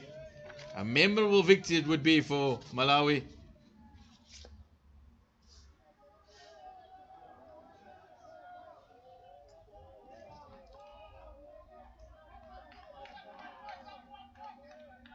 Plenty of chatter here, the Malawi. You can see they are desperate for this victory. They know what it means.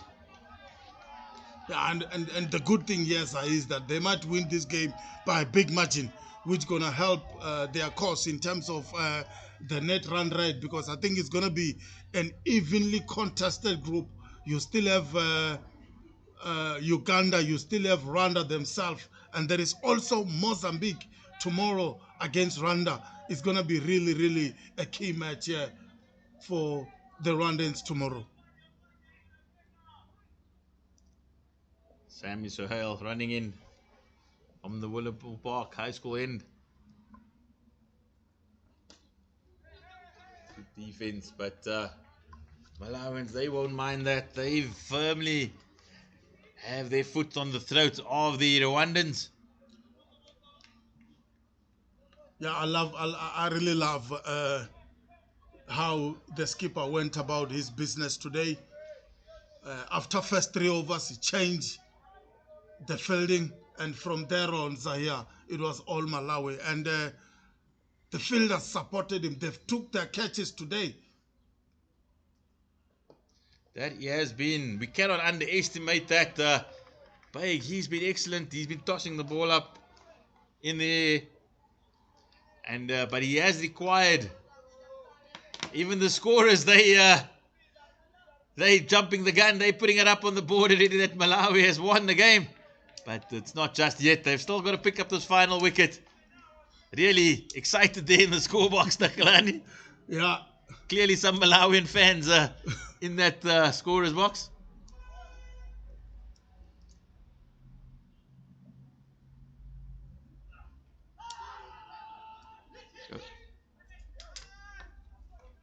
Who would have thought that after those first 3 overs that we would be sitting here talking about Malawi doing so well? I thought They were down and out in the first 3 overs. And this just shows how the game can change in this format. Just 1 over, a lot of things can change, a lot of things can go right, a lot of things can go wrong. But I'm happy the skipper managed to change his fielding position, and from there on, they did very well. That brings us to the end of the 16th over. Malawi, they are very much in charge of this contest, 82 for 9. And the one thing that we need to realize, Taklan, is that net run rate might become a very big factor in this group, because Uganda, they've played 3 games. They've got 4 points. Yeah, so Uganda is done with all their matches. Done with all the matches. They've got a net run rate of 1.676. Malawi, after this game, they will join Uganda on 4 points, and we'll see what the net run rate is. So they wouldn't want Uganda to, at least Rwanda, still to hang around for too long, because they will be equal on points with already their current run rate is minus 0.91, but they will go up a little bit after this game, and will come down to tomorrow's fixture between Rwanda and Mozambique. Yeah. As we see, Mozambique, they haven't unfortunately got any points yet, so definitely Rwanda will back themselves. But it now comes down to possibly 4 teams ending, at least 3 teams ending on 4 points. Yeah. Once again, Baig throwing it up. So currently Rwanda's positive. They've got a positive run rate of 0.1, but that'll take a dip after this defeat. Definitely. While Malawi's are minus 0.9, and they will hope to get up. Baig still tossing it up there. So this last wicket partnership here by Rwanda could be very, very vital. Yeah, they I think have to take it out to the final 20 overs. Yeah, sorry, sir. Yeah, I think the 2 Rwandan batsmen, they are aware of that net run rate. They are not gonna look to do anything fancy, bat the full 20 overs, and then for Malawi get that wicket early, and then win the game. And then, like you said, tomorrow's game, Rwanda against Mozambique, is gonna be a key game here in this group, and that's what you see. That's what you want to see in this format. That's what you want to see. Big appeal there. That's what you want to see in a competition where things don't become too predictable. And I'm happy this Africa Cup T20, this group is really tight at this stage, going to the final match of the group tomorrow. Seems like it's the group of death at the moment, Group A. Definitely teams vying for that semi-final position. But definitely crucial that for at least for Uganda, that it does bring us to the end of the most wonderful spell by the Malawian captain Muazzam Big. He has figures of 6 wickets. Yes, that's what I said. Half a dozen for just 9 runs. Absolutely incredible by the Malawian skipper. Fantastic performance from the skipper. Rwanda has been begged, ladies and gentlemen. Brought himself earlier on after the power play, managed to pick up wicket, and then he changed the ends and continues once again to pick up wickets. He's been instrumental for his side, and we spoke about the fast bowlers here making it easy in the power play for Rwanda to score some runs. But once they introduce the spinners, it has been Malawi all the way, and here they just left with 1 wicket to win this match here at Benoni, Willowmoore Park.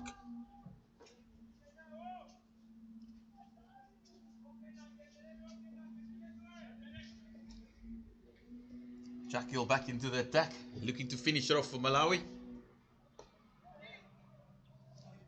I think Malawi, this is a fantastic victory for them, but they might come back at the end of the day, rue that close victory against Mozambique. The underdogs really pushed it a long way on Thursday, and they really needed to dig deep.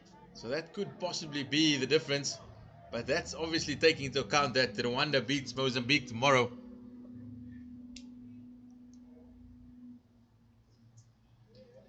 But still plenty of cricket here to come in the Africa Cup. And as you can see, the stakes just get higher and higher, and the pressure even more as we get closer to that playoff stages on Monday. 4 teams vying for that for those semi-final places. And as you can see it here today, we saw yesterday Sierra Leone defeating Botswana in a shock, and now Malawi up against Rwanda. Yeah, I think the whole Malawi tomorrow will be supporting Mozambique. If they can pull in a surprise victory tomorrow against Rwanda, definitely Malawi go through. The whole of Lilongwe, Blantyre, they will be really cheering for the Mozambicans to win tomorrow against this Rwandan side that really haven't produced good betting performance in the tournament so far. You can see the Rwandans, they are very, very understanding of what needs to happen. They knowing that being bowled out here will severely will impact their run rate. So they've got 14 balls. They need 51, but that's not the equation anymore. It's more the surviving the 14 balls and making sure they can come back tomorrow and get a victory over the winless Mozambique. Yeah, they will have to finish with a healthy run rate, net run rate today. That's why the two batsmen are looking to bat their full allocated 20 overs, because the equation to chase the runs is really out of the window at this stage. They will lose this match here. But once again, what a performance by this Malawian side.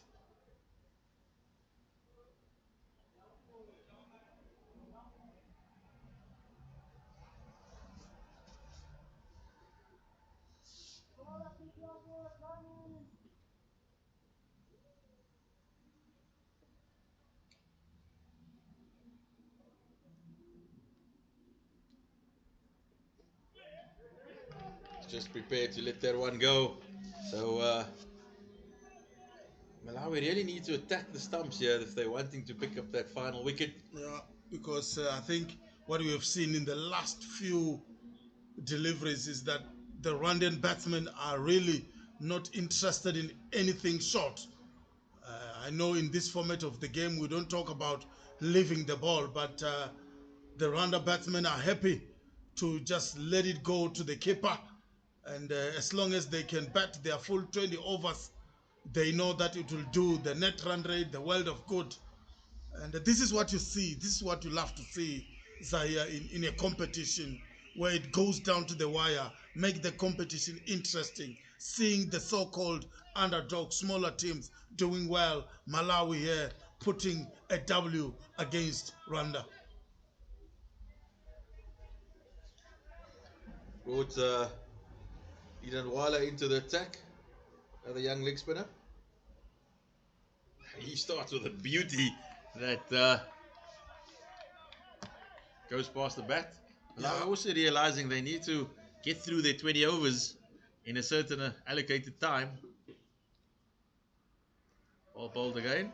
Yeah, we spoke about Big taking his time, setting his field earlier on. Definitely they have to finish within their time. A big appeal there by Malawian fielders, but the umpire was really not interested. The bowler there goes down and begged the umpire to give that one out, but unfortunately the umpire says no. On his knees.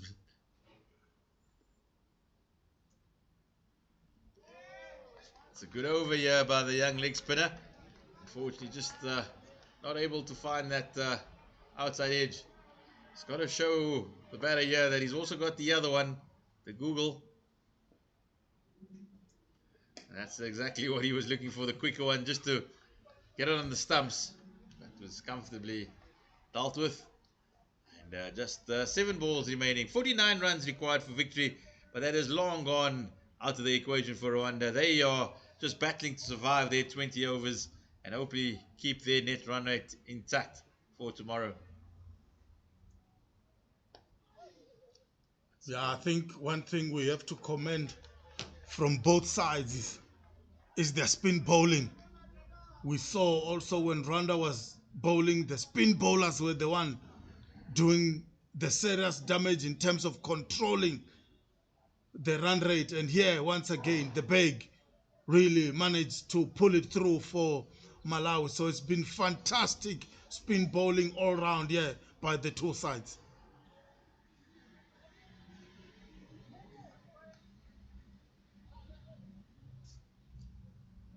Last over of the match.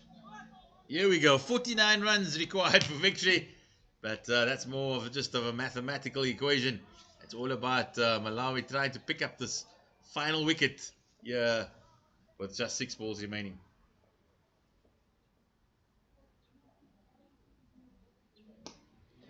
As you can see, not often that you see forward defense in the final over of a T20. But textbook defense there by the Rwandan number 11. Yeah, using his feet to defend that one solidly. But I don't know how many times that has been said in this format of the game. Now he just lets it go as well. So if you're wondering on the stream, watching it on YouTube back home, you're asking yourself, why is he leaving the ball when they're needing 49 runs to win? It's a game within a game here because they are wanting to qualify for the semi-finals, knowing that not being bowled out will do wonders for the net run rate. I think Jackil, he has to hit the stumps because anything that's just a little bit offline, they're just going to shoulder arms. Yeah, I think also Malawi now just going on with motions now. They are not really looking to get that last wicket, but they're just bowling this last over and take a W.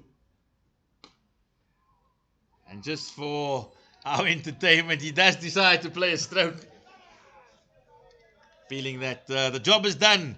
There's 2 balls remaining, but let's not forget this has been a fantastic performance by Malawi, led by their skipper Baig and his 6-wicket haul.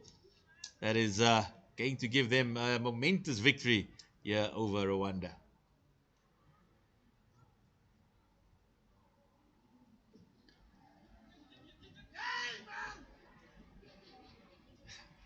Yeah, check. Still looking to stop runs is Malawi. And I think that should be the last ball of the match. I was very interested to see that they actually took the single there of that final delivery. I would have taken my helmet off, my gloves, and just stood on my bat and said, you take care of that final delivery. But instead, Irakosi, he wants a final swing at things. And he does have a final swing at things. But that brings us to the end of a fantastic performance by Malawi. They've restricted Rwanda to 88 for 9 and a comfortable victory, a massive victory here for the boys from Malawi. And it's all due courtesy to their captain, Muazzam Baig. His 6-wicket haul, the cornerstone of this victory. I'll leave it to my colleague Takalani. He will sum it up all over. We'll see you in a few moments, a bit later. Yeah, thank you very much, Zahir. Malawi scoring 135 runs in the first innings, and Rwanda here scoring 89, and then Malawi managed to pull it through and get that W, get the second win on this tournament so far after beating Mozambique and losing to Uganda. We congratulate Malawi here. They managed to win this match. From us here in Benoni, Willowmoore Park, we say thank you very much. We'll meet once again in the second match at 1 o'clock. The match will be between Kenya and Botswana. So from me, Takarani Nechiaba, and Zahir Adams, we say thank you very much.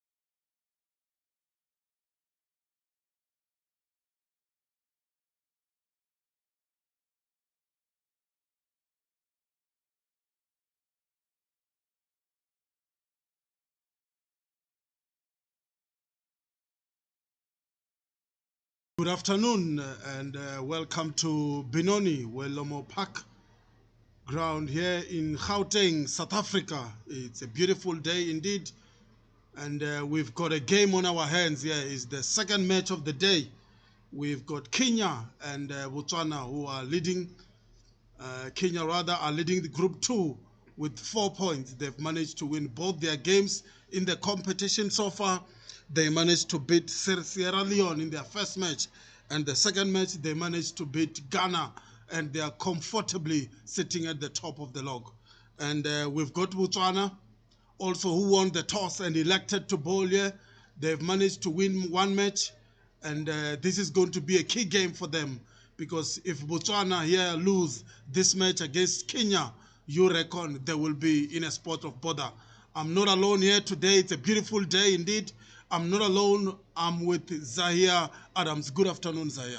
Good afternoon, Takalani. It's a very big clash once again. Kenya, they are the powerhouses of African cricket, and they will be wanting to put Botswana under real pressure here once again, who are still smarting after that shock defeat to Sierra Leone. Yeah. Botswana elected to bowl here. And what do you reckon of the decision to bowl first in this pitch? I think we've seen earlier in the day that there's always a little bit with the new ball, teams losing a couple of wickets in that power play. Although we did see previously for both in the previous game how they encountered the power play. Rwanda really attacking that power play and proving dividends. Unfortunately, it went a little bit pear-shaped for them later in the game. But Kenya, definitely, they're wanting to be starting on the front foot. Yeah, and Botswana play against Kenya today. It's a big game for them, really. They have to try and do well, because Sierra Leone, they still have to play Ghana. And if Sierra Leone can win that match against Ghana, they will be able to go through to the semi-finals of this competition. Ladies and gentlemen, it's the Africa T20 competition brought to you by Page Vision, and we are here in Benoni, Willowmoore Park. And here we go.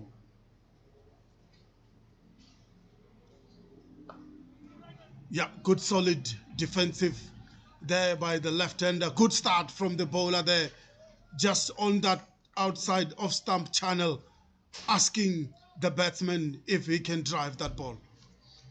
Takalani, it's so fantastic to see Kenya back on the park and really dominating cricket in Africa again. Once upon a time they were real powers, getting to the World Cup semi-final here in South Africa in 2003. A massive occasion in Kenyan cricket. Likes of Colin Zupuya, Maurice Adumbe, legends of Kenyan cricket.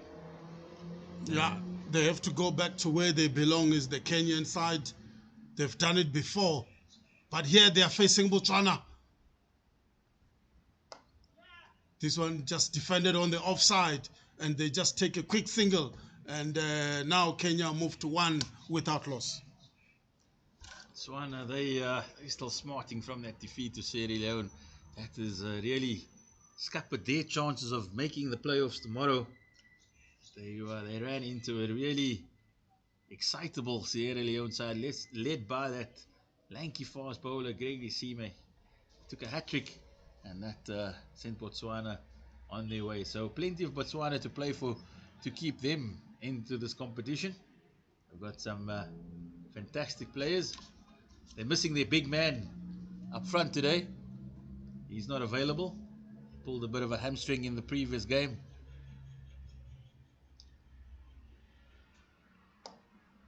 Again, right on the money from Botswana here early on. Fourth delivery of the over, and the Kenyan have only just picked up one run.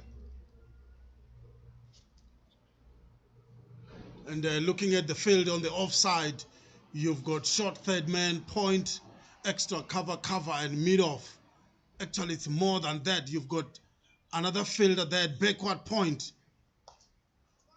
This one plays on the offside, and once again, they struggle to beat the inner circle, and they couldn't take a run from that delivery. Takalani, I'd really like to see how Botswana cope without Modise. He's a big unit, but he smacks it real far away up front, and he also takes the new ball, funnily enough, for them. He just pulled up with a tweak in the hamstring that last game against Sierra Leone, so he's not available. And how they manage without his runs and his wickets will be crucial today. But they do have youngsters like the Swart, and that is quite Sam Curran lookalike here, who's a really exciting prospect. And it looks like he will be taking the new ball from the Willowmoore Park High School end.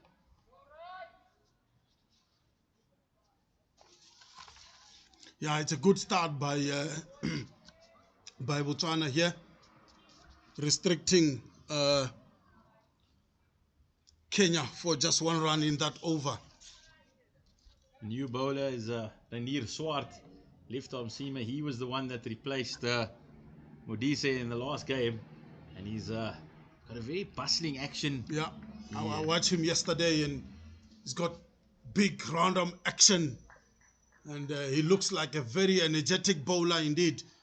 And it should be interesting to see how he deal with the Kenyan batsman.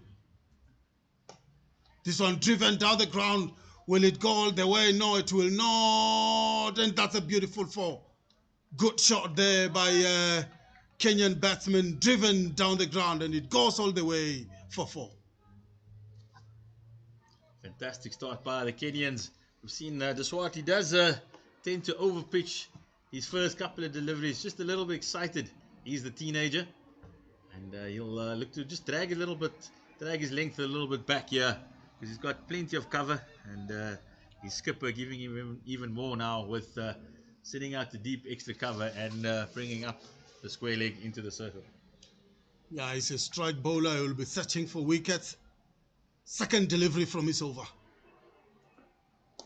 Driven once again, but this time it's not going to go to the boundary. The fielder, a deep extra cover, will field that one, and they just take a single. And 5 runs already in the first delivery of Reinhard Swart's over so far. And once again, looking at the field placement here by Botswana, they've got a slip fielder in right now, backward point and a point, and then they've got deep extra cover and then mid off. Apologies. Yeah, that's correct. And then on the leg side, they've got mid on, mid wicket, and short fine leg. Didn't time that one. And good energy here shown by Botswana fielders. The batsmen didn't time that one, and they didn't take a run once again.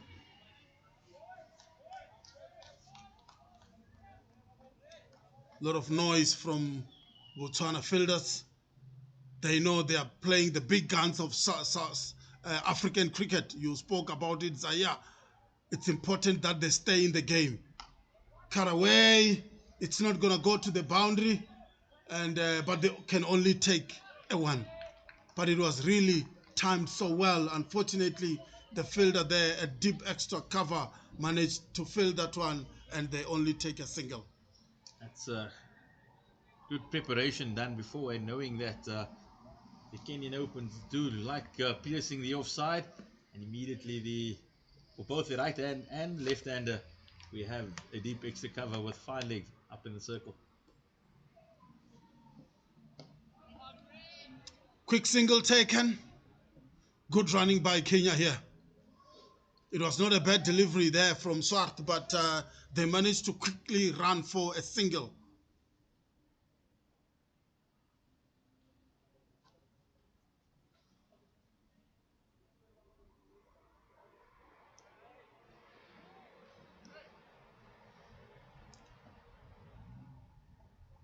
It's really good to see the likes of Botswana testing themselves against the likes of Kenya. Some of